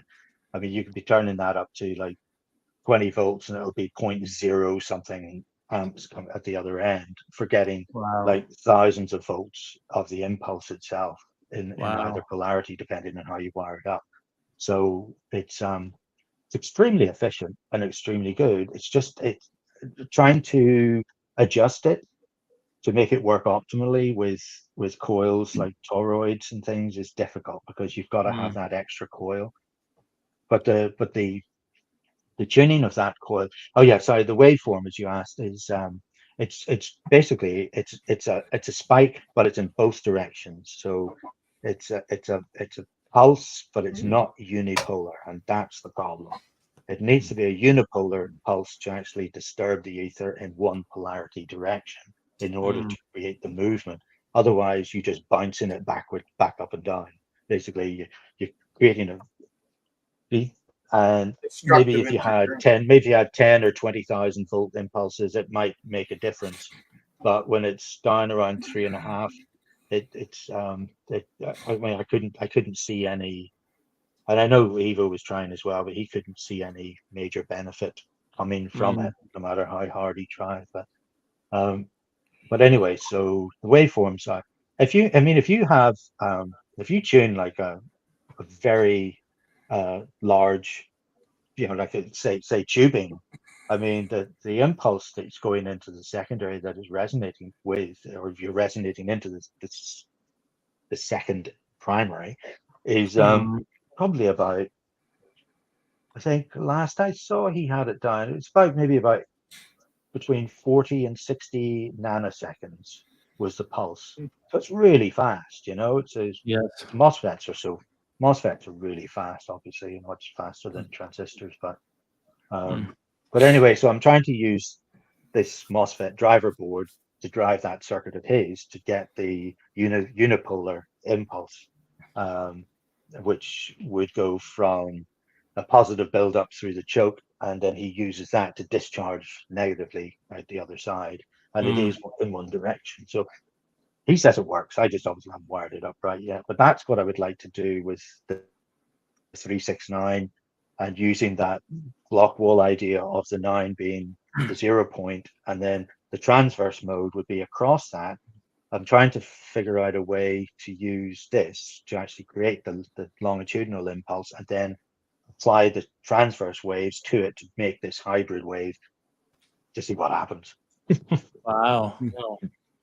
Hey, Ian, I got a question for you. Sure. Victor was asking, do you feel the coils or coax? I think he's looking at the two things that are coming out there. BNC. They're there for the signal generator inputs to either of the gate driver circuits. Okay. So yeah, it just stops clips really, and it just makes setting up and breaking down easier. So that's why you see them in all the other stuff that I've been making. Is I use the BNC connectors the same way because they're easy, they're solid, they generally don't break. I've not had one break on me yet when it's put properly on the board. So even the other sort of earth board stuff that we use, the tan stuff. Very But cool. anyway, so those are three boards, by the way. Those are three separate boards. You Yeah. can actually link them in series. The only thing that limits it is the IC chip, and for each of the these little things are good for 5,000 volts. But they separate out the low voltage circuit from the high voltage MOSFET circuit. So they're isolated gate drivers, but they can handle a 5,000 volt difference, as I found out when I blew all 8 MOSFETs in one go once. But I was up to 10. I was up to 10 kilovolts in using a couple of pancakes and secondaries and things like that, but all pancakes. And it was fun to do. It was even more fun because I think I was in Guyana and I could hear the breaker box in the kitchen, and it was clicking like crazy. And I had my current meter, and it was just red lining. And even when I put it into the next room around the wall, it was still red lining. So I had to turn it off to stop.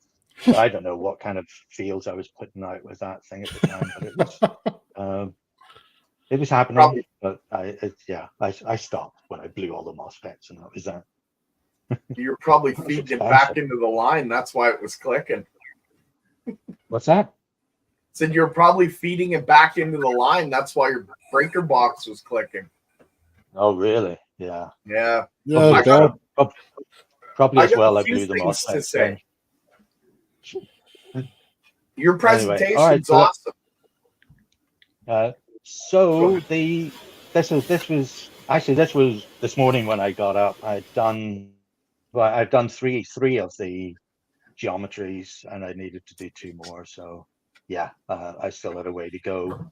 Oh yeah, that's a photo of the experiment that I was doing that I did the video on. Shall I just show that? I'm not sure. I hope I can share it. You haven't shown the video yet. Yeah. Hang on, let me just. Do I have to hit stop sharing to go to share the YouTube link? Or Yeah, you can go right to the YouTube link. okay, right. So I'm not sure how to do that. Let's see. You'd hit play on your video and share it that way, yeah? Okay. Or the YouTube Well, link. there you go. Yeah. Well, maybe this should just work. I don't know if the audio comes through though, but just a good date on this. Can you hear it? Yeah, coil. Yeah, so I've You have got some more audio? solenoids to go around. Yep. They're all the same as the original one that I tested before, and there two are going to different rectifiers, and then being put into their 10 microfarad caps. And so the 4 in the middle are producing 200 volts at about 40 milliamps. The 2 on the outside, the 2 pairs, are about actually showing 54 and 60. And again, there's 40 milliamps measured on that. It's using this, and I'm not sure if it's correct or not, the amperage. I'm just going with what it says for now. And so there are 3 separate pickup sets. There's room for 3 more sets of 2 on the outside, 3 more pairs. That would actually increase that. So you got about 230 volts, sorry, 430 volts there. That's for the power supply is only 12 volts input, 1.75 watts, and 24 volts on the square wave. It's 50% duty and 66.6 kilohertz. Gives these bizarre waveforms. The output from the coil is the top on the yellow. The amber is the base of the Magenta. and blue is the output of the 4 in the center. Just to look at the waveform, and the bottom is the current coming out of the coil. the center, the actual coil itself. And wattage, and the wattage for the signal generator and the power supply is 10.4 watts. So yeah, potentially more than that going on here. Interesting point is, though, that as I add the solenoid coils to the center, the power supply draw, it started, the control wattage was 2 watts, and it just gradually crept down as I entered more coils into the, and around this, sent into the Taurus coil. So that was kind of bizarre. So it's for free. Anyway, thanks.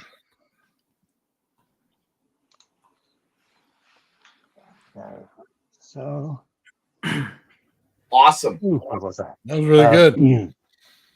You want Yeah. a bit? So Go ahead. yeah, no, I remember you saying at the time though that it should work better, but it's a single filer coil. I'm and that surprised one. you're getting that out of a single filer. Yeah, but don't forget, I was winding backwards on the same wire, 180 degrees. So you would have just had a very slight timing difference, but Yeah. but obviously it's not two separate coils interacting. It's the same coil interacting with itself, kind of thing. Still interesting. Which is why I built the one today that is bifilar proper and wind from two separate spools. Going in opposite directions. But yeah, just going back to the that experiment, what was the point? Oh yeah, and even the watt meter I had, I noticed that when the signal generator was just on standby, it was pulling 3.5 watts without really doing anything at all, and I didn't measure the power supply, so 10.5 watts is pretty excessive for what's needed, especially if you're using smaller things. But the main things that I noticed was that I could put an LED across the output of any of the solenoids or a group of them, and it would light up. And that was before the rectifier. So it was just the raw AC that we would know it as was lighting the diode, which means it's not regular energy, right? Did you And when I flip the put diode? An LED is a diode, and it was lighting up no matter what direction it was connected to those solenoid coils coming out. But that's before it was rectified. And even after it was rectified, where I first tried it, I could connect it from either side, and it would light up in both directions. So it was it was taking energy through it. And then I also noticed that I should have taken a photo out. I'd need to dig it out.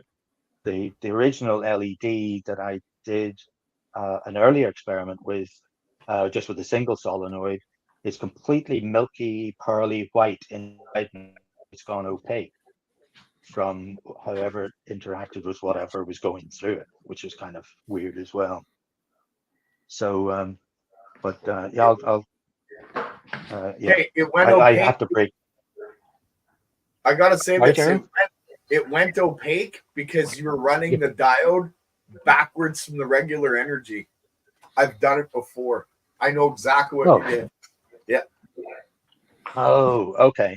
Because So diodes are meant to go, like the LEDs are meant the energy to go one way, right? But this energy goes backwards. It'll go both ways. It doesn't matter. And when it goes backwards in the LED, it causes issues. Oh, right. Okay. So when you run your LED banks, you actually buffer it with capacitors. Is that right? Nope. Do you have capacitor bank in parallel for the I do. I have run that from the capacitor bank, but I can run it strictly from a coil from the inner core directly to the LED bank, but it will only run one way if I'm only pulsing the primary. If I'm pulsing the primary and the secondary, it'll run both ways. So the coil that you were running, because you wired it, even though it was single filer, you wired it 180 degrees out of phase, you could flip your LED. Gotcha. Okay. Right, then There's that actually, makes you're there, Ian. You've got a few things. Okay, so I've been writing down notes. The reason why your coils, when you were pulsing, would only pick up in one direction is because you've polarized the media. In other words, right. you've polarized the area.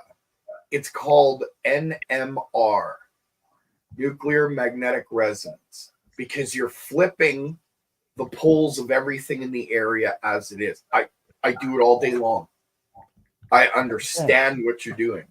The other one was your potential difference from the inside core to the outside core. When you add energy or a load to the inside core and your power supply goes down a little bit, you've got it. The reason why you're only seeing milliamps on your cores is because you're not pulling a load. Your load will now define the power in your system because you're there. Okay. You've got it. Okay. Right. And then I remember hearing you say that before, actually, that the load is required to draw the energy out. But yes, does that change the power supply input? Does that reduce it or increase it? depends Or does how it much stay the same? saturation, like where your saturation point is for the numbers basically go how many windings you have, the size of your coil, and then what you're putting on the inside, and that will define how much you can actually get out entirely. Did I answer the question correctly? Yeah, it does. It also, I mean, I was surprised it worked at all because I'd lost all the internal angles of the geometry I was trying to make through the rotation. So Okay. I guess, I mean, You I want a haven't golden measured nugget? it properly. What's that? You want a golden nugget? Sure. Okay, so Ian, I'm gonna tell them a little golden nugget. My coils, although they're based on sacred geometry, are not based on the shapes of sacred geometry. The shapes are a result of winding the coil itself. So when people are trying to get the shape into the coil, that's not how it works with the way that I've done it. The shape shows up after winding the coil. Gotcha. Okay, so when you put a pentagram in your new one, yeah, I looked at your number sequence. I don't know where you added the pentagram. I'm guessing, okay, and I could be wrong, and I hope I am. I'm guessing that you're going to get deconstructive interference from that. In other words, it's going to do some canceling out. I hope I'm wrong. Maybe you're going to get a multiplication output. It depends where you put it. But I don't play with pentagrams because if you put them in the wrong spot in your system, it literally cancels out. It's hard to explain. It basically cancels out certain frequencies. Gotcha. Yeah, you know, it wasn't. It didn't really have the right ratio that I was looking for before. I mean, I was happy with the perfect fifths and the octaves, and I think, yeah, because I was using the triangle, square, hexagram, and octagon, and I skipped the pentagram for the first one because, yeah, I just thought it just seemed to be applying an overcomplication. But when you start looking at, I'll just show you in a minute. We'll come back to that later because I've got a couple of slides I want to show on that and why I included it. I didn't mean to interrupt you. Sorry, Ian. No, that's fine. That's fine. No, it's good. It's good. I mean, if we don't chat about these things as they come up, they get forgotten, and it's great. Yeah, I love your input. And I wanted you to know you're doing amazing work. You're there. You can increase your levels more, but you're there. Oh, sure. I mean, but none of this would be happening without listening to your nuggets.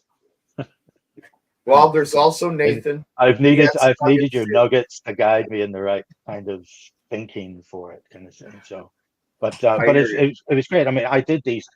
I was kind of you were delaying on your presentation, so I thought, well, why don't I translate this into a toroidal form and see what happens, because that's different. So, but also there's nothing. I mean, those other rodent coils, they're fully wound coils. You know, you're going through the center every time, unless you're using the triangle or the pentagon, so which is the 3 and the 5 points around it. You don't actually need to go through the center at all with the actual spool. You can wrap around the outside and then back through the inside and then to the outside to the equator again, around the node that you want, and then back in. And I've got a little video I can show how to wind it as well. I did this morning when I was putting the last layer on. It's quick. It's not too painful.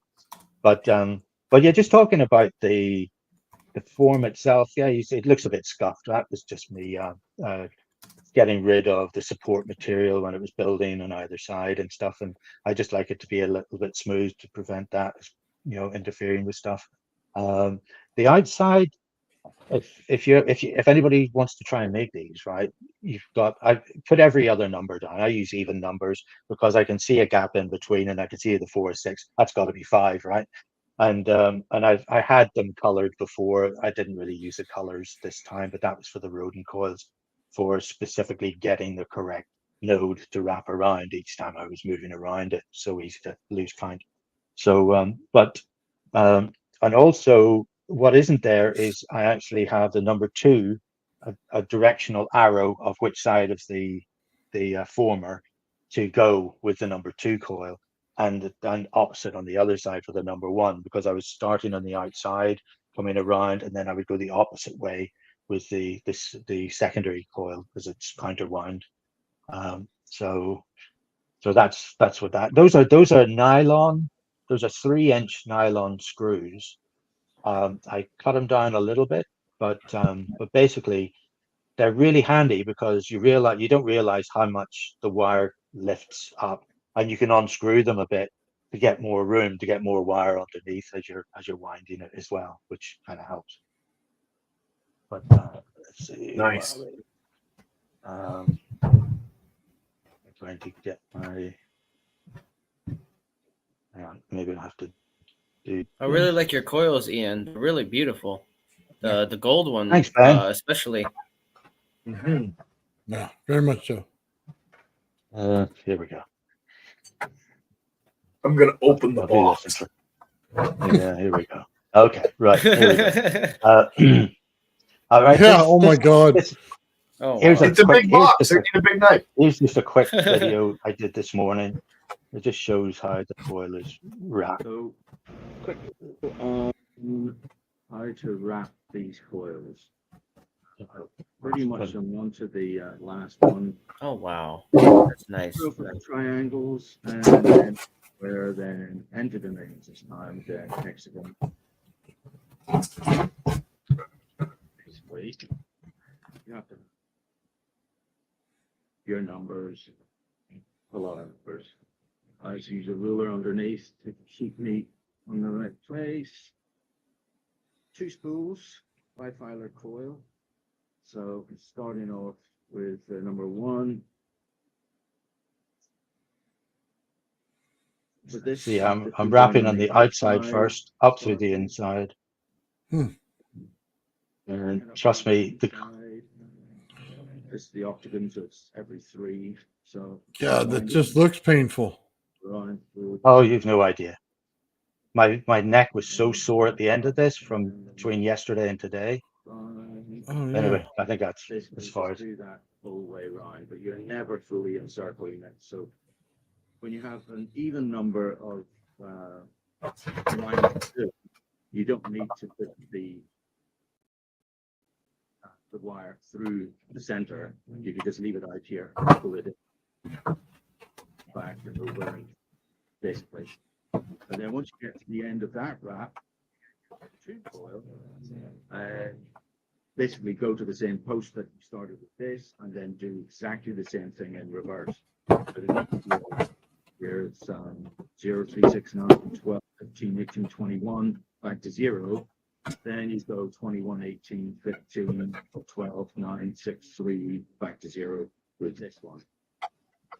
When you finish your number 1 coil winding with this, go to the next post and wind it off there. Then that gives you the free post where you ended up with the second coil on the starting point again.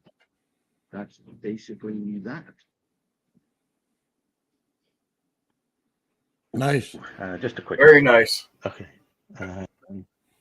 Yeah, that's really yeah, cool, Ian. That's Impressive. so that's I didn't, I wasn't very clear. I was just I really had to get on with it to get it ready for today. But yeah, so that's the final thing today. And all right, so that's the first 3 winds. So that's where the pentagram is, Gerald. It was slap in the middle, unfortunately. I think that's probably, I thought maybe I'll put it right at the end so that I can unwind it if it causes a problem, but I thought, what the heck, in for a penny, in for a pound, right? So the first one is the triangles, then the squares, then the pentagram, and then that's the hexagram and or hexagon and octagon. So these things Incredible. ratios. Sorry? Incredible. Yeah. So, but it is, you've just got to put a ruler under the line. This takes you from, say, 9. This is for the octagon, so it goes in steps of 3 because it's a 24 nodes. So you just going basically 0 is 24 as well, and then 18, yeah, and then back to 0 again. Yeah, so that's right. So you're going 9 to 9 and then 9 to 9 in reverse, basically. So it just takes it takes so long to do these things. It's so easy to lose concentration, and then at least you can go back to a number that you recognize if you screw up, and then kick off from there again. But yeah, that's it today. That's just one of the coils. That's the 1.192 millihenries. That's 1192 microhenries. The other one was about 954, something like that. It's just a little bit weird. Yeah, that's yeah. Oh, I'm sorry. That's really blurry. That is, Gerald, that's your basic pulse circuit that you gave that evening. That's what I was using on the experiment. The only difference here is the signal generator positive output. I put a 10K resistor on that just to protect the signal generator from feedback. I don't know if that's ready, but that experiment was done with that 10K resistor in place between the base and the generator, pulse going in. It gave more voltage in the system if I took it out, but I just thought there was something that I thought made sense just to protect the generator itself, but that may be bullshit. I'm not sure. No, that makes sense. I've never used it, but that makes sense. I wasn't sure what was going to happen, so I thought I might as well protect it rather than blowing one of them up, because yeah, you got to wait to get a replacement. You made one difference that I don't. Well, you made a couple actually. I did one of those weird things and ran it backwards again. Okay, so Nathan's laughing at me. Okay, so the positive would go straight to the collector, the negative would go to the coil, and then from the coil it would go to the E. That's how I run my pulse circuits. Yeah, but that's because you're doing it negatively. In this instance, you said that the coil would probably work better with a positive pulse. And yeah, because of the type of coil it was. Now I remember the conversation. I apologize. Yeah. That's right. So and I tried the negative, and I don't think I had it connected correctly anyway. I kind of interpolated what it should be, but I'm no electronics guy at all, unfortunately. So I'm totally reliant on other people's abilities in that department. But yeah, so yeah, and then that's the pickup coil there, just going to the 10 microfarads through the rectifier. Yeah, so I that was a bit of a scribble I did because I remember Nathan had asked me to provide it, but that's it basically. So here's another That's- little nugget for you. When I Uh-huh. pulse my coils and I run the negative part to the battery and then through the coil, because my coil's bifilar, I'm running that circuit in a negative way, right? But my bifilar, the secondary comes out positive. Do you get my point? Okay. Yeah. Okay, because if you get a back EMF, It's rather the than opposite run polarity. sorry, It becomes the opposite polarity. you got it. So there's another little nugget for you that might help you when you're playing around with all this. If you have a 180-degree out of phase bifilar and you're pulsing your negative, your secondary is going to come out positive. Right. Okay. I have to Cool. say, I like how you have the neon lamps there, covered with the insulation. That's pretty cool. I never would have thought. Yeah, it was just because the diode was right behind them, and I thought, oh, this will just keep them because I know they get bent, and I just didn't want them to short anything out. No, it's a good idea. I might steal that idea Yeah. if you don't mind. No, it's just shrink wrap unshrunken, just covering them up No, as if just to yeah. give them a bit of insulation. Yeah. Yeah, no, that's But, good because I want to encase the little small mini breadboard I have and make it easily swappable for the neon and the transistor. So I think that's a good idea to include that. Thank you. No, those those are hardwired in between the collector and the emitter, I think, isn't that Oh right? yeah, they're soldered at the other end. That's fine. They're soldered I can, underneath. yeah, I Yeah, can. but the two sets, the two pairs of posts at the back, those are for the parallel circuits to run off the coils, off the circuit. This is your those are two. Is that the 13009 transistors there? This is your modified Bedini circuit, you call it, I think, Gerald. But it's Right. also, but it also has the switch and the potentiometer for the coil geometry that you use, the little one to jump for the magnetic levitation. Nice. So That's a I nice just kind of touch. included it in there.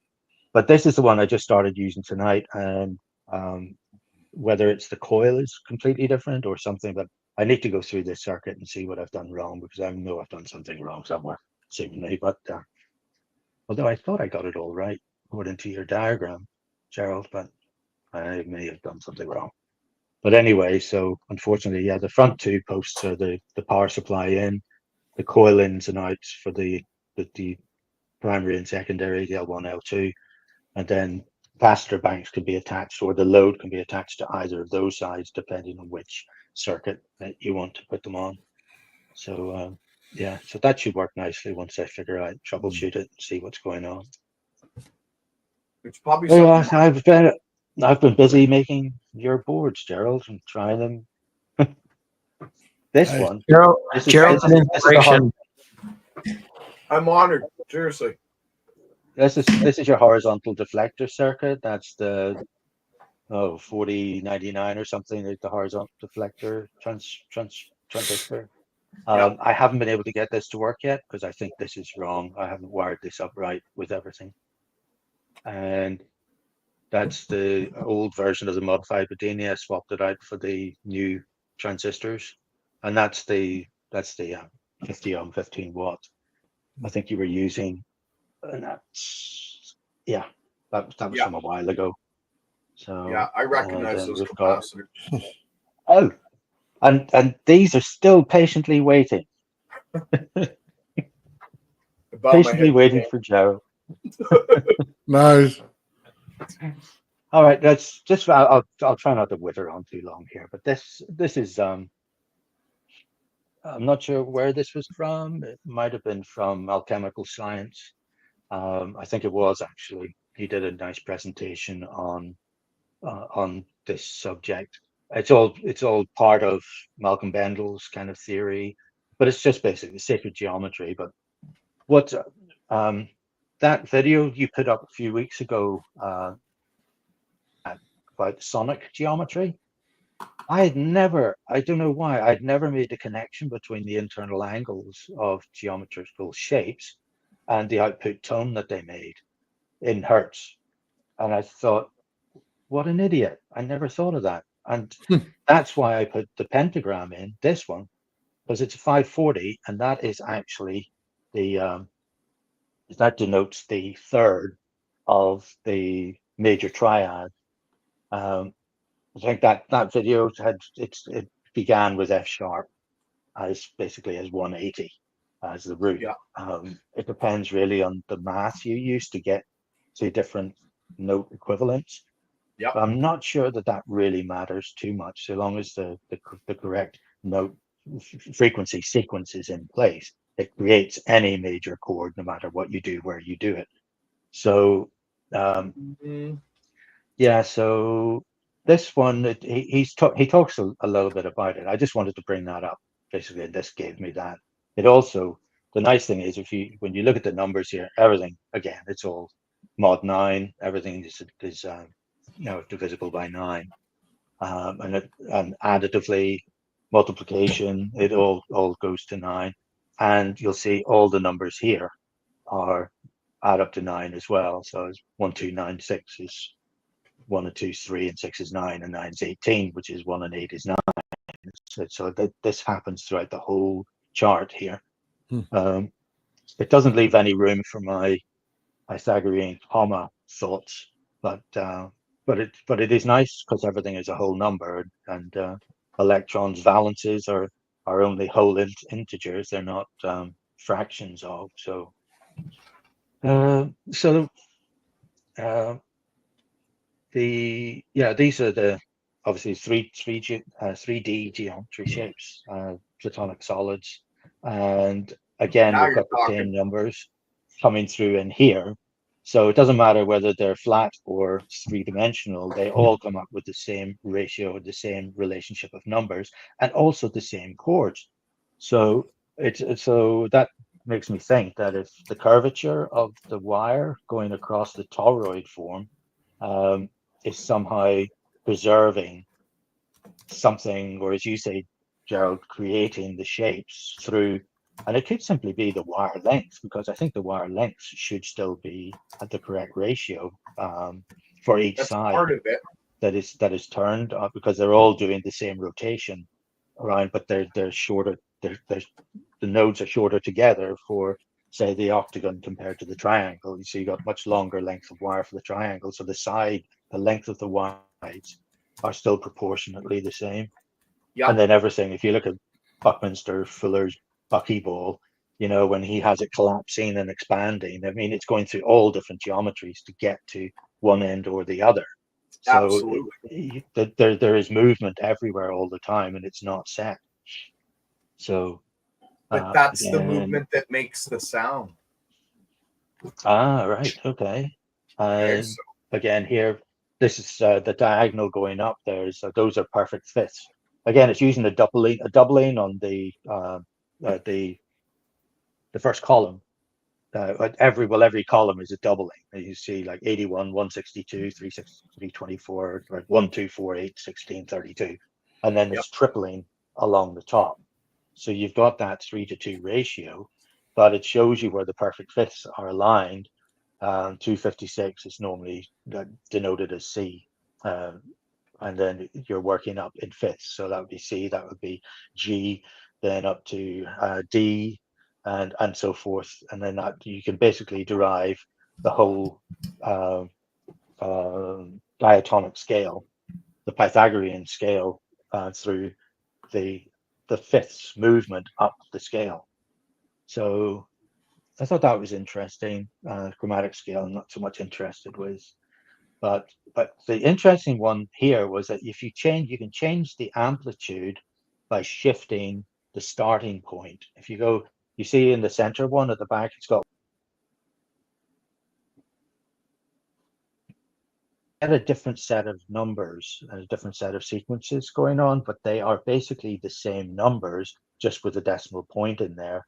But it's another take on it. And the only place I can get F sharp to be 180, I think was in. I'm sorry, I put these up. Oh yeah, there it is. F sharp. Where 90 and 20 intersect on it. Right here is 180. Okay. So that's by multiplying it by 10, by raising everything by a factor of 10, then you get F sharp to be 180. So I'm not sure. So you've got 1, F sharp is going to be, well, it's a completely different number, and 0.1, again, your F sharps are, that's those are Fs actually, because he hasn't put F sharps in here, but anyway. So yeah, just thought that was interesting, because that's basically why I put the pentagram in, because that is part of the major triad, and I thought I probably shouldn't leave it out. And this is how he does it, with doubling and halving in one direction, up, you're halving, doubling on the bottom, and still multiplying by 3 along the rows. So You want to hear anyway. something funny? I haven't put a pentagram in any of my coils. Not one. Not one? Not one. Interesting. Or did you not try one and then find it fail and not use it again? You could say something like that. I was playing with Starship coils and different frequencies, and then I built one of. It was not just the pentagram that was in there; it was the pentagram and the triangle, and I ran certain frequency through it, and I didn't like what happened after, so I ripped it apart and never put them in any of my coils ever. I don't know if it was because I didn't know what I was doing at the time, or if it was because of that very geometry, but I never took the risk. Okay. Did you, whereabouts in the coil was it? In this case, it's in the center of this one. It's the third of the 5. Yeah, it was towards the bottom in this one, because it was triangle, then it was the pentagram. So, right. Yeah, but okay. Well, I don't know. I'll bear that in mind for sure. Then I'll just keep an eye on it. I was wondering what was giving me a sore neck and shoulders when I was making it. Maybe it's after I put the pentagram in. You never know. Certain geometries I don't play with, right? And that's one of them. Just saying. All right. Okay. Cool. Well, that's good to know. Thanks. Yeah, it's more of a destructive interference, that pattern. Really? Not constructive. It doesn't build upon. It more takes away. Right. Huh. Okay. Well, I'm going to set up exactly the same experiment as I did before, with the same solenoids, and I'll see if there's any difference. Yep. I mean, obviously, I've made a couple of changes. It's by filer now, but yeah. All right. Cool. Oh, just to finish, I saw a presentation. That is Adrian Marsh. He's a British physicist, basically, but he's an expert in making the Golden Dragon discharge from his coils, and he uses all kinds of modulation and amplifiers that he makes himself, or he adjusts. I think Hewlett-Packard ones or no Kenwood amplifiers. Anyway, he and Eric Dollard work together on this kind of stuff, and for the builds that they do to get these. But look at all those tendrils and everything on the way up. It's basically it's called the Golden Dragon because it follows the golden ratio in its curvature, and yeah, he does it in parallel mode as opposed to series mode for his resonance, because he says it with his system that works better. But I just saw that, and I took a screenshot of it from his presentation. Amazing. I thought it was so beautiful that it was worth sharing, just because yeah, AMI, it's art. Yeah, it is art. Absolutely Beautiful. Yeah. Looks like a dragon with its tail coming out and its arms going, "What are you doing?" That's awesome. Got a couple of big talons there as well. Yeah. Yeah. nice. Those are not easy to make, it seems. So I just thought that was worth sharing. Oh, Very cool. Nice work, Ian. Yeah, thank you, Ian. Yeah, thanks, Ian. You're welcome. Awesome. Oh, what the heck was that? The whistle pop. It's a celebration. Wow. You're gonna That hurt was Ian's nice. ears Damn candies. or Nathan's ears because It's Yeah. killing me over here. Oh, Oh, was there some erroneous noise? oh, my bad. Thanks, Ian. Did you like Great my job. box opener? Ooh, That's a little excessive. Yeah, I'd say. I think It you was a killed big the box. box. Nice. Required a Yeah, big well, knife. That's Nice. the knife out of Rambo 3, eh? Wow. It's a sword. it's big. Yeah, Yeah, Yeah, it's really. well, I don't know. It's kind of it's a sword. yeah. It's a It's, small. sword. It's like the Roman, Gladius. Yeah. Yeah. What do Yeah. they put a slit in it for? Is there a purpose for that? Make it lighter. Well, make it lighter, and technically, when it goes in, it'll create suction if there's no hole there. But with that hole there, and it comes out for deer. I'm just saying. Sure. Yeah. That's Got what big the hole's deer. for. Yeah, I think we're way off subject there on that. Yeah, I apologize. Well, thank you, Nathan, for having me on. Yeah, thank you, Great Shawn, for guys. coming on and presenting and hanging out with us and doing everything else. Amazing work, Shawn. Absolutely. Thank you. I And appreciate it, guys. I gotta have Yeah. a conversation about the Death Star off air first. Sounds good. Sounds good. Have you've made one, Gerald? No, but you guys have, and I think I found a purpose for it that's not what you guys expected, but we'll get into that off air That's because good. it has to be tested. Otherwise, it's just hot air coming out of my mouth, kind of thing, right?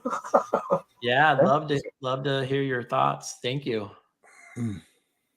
Absolutely. Also, again, Gerald, it'd be great to see that horizontal deflection circuit. You've done most of it. Yes. It was just been the coil attachments, the coil connections.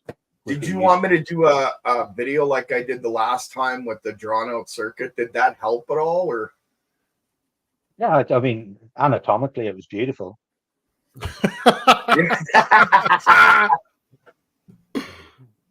Yeah, I'll make sure it's nice and bright then. Any way that works for you, Gerald, is good. I mean, it could just be a schematic or a drawing, just so long as it's just getting the connections right. That's all that really. The really horizontal deflection transistor is the same as the regular pulse circuit. Yeah, I haven't like- been able to get that to work. The regular negative circuit pulse. Yeah, but you're using it on the positive end. No, that works. It's when I try to do the opposite, it's not working for some reason, and I'm not sure what I'm doing wrong. Maybe it's the well. That's interesting.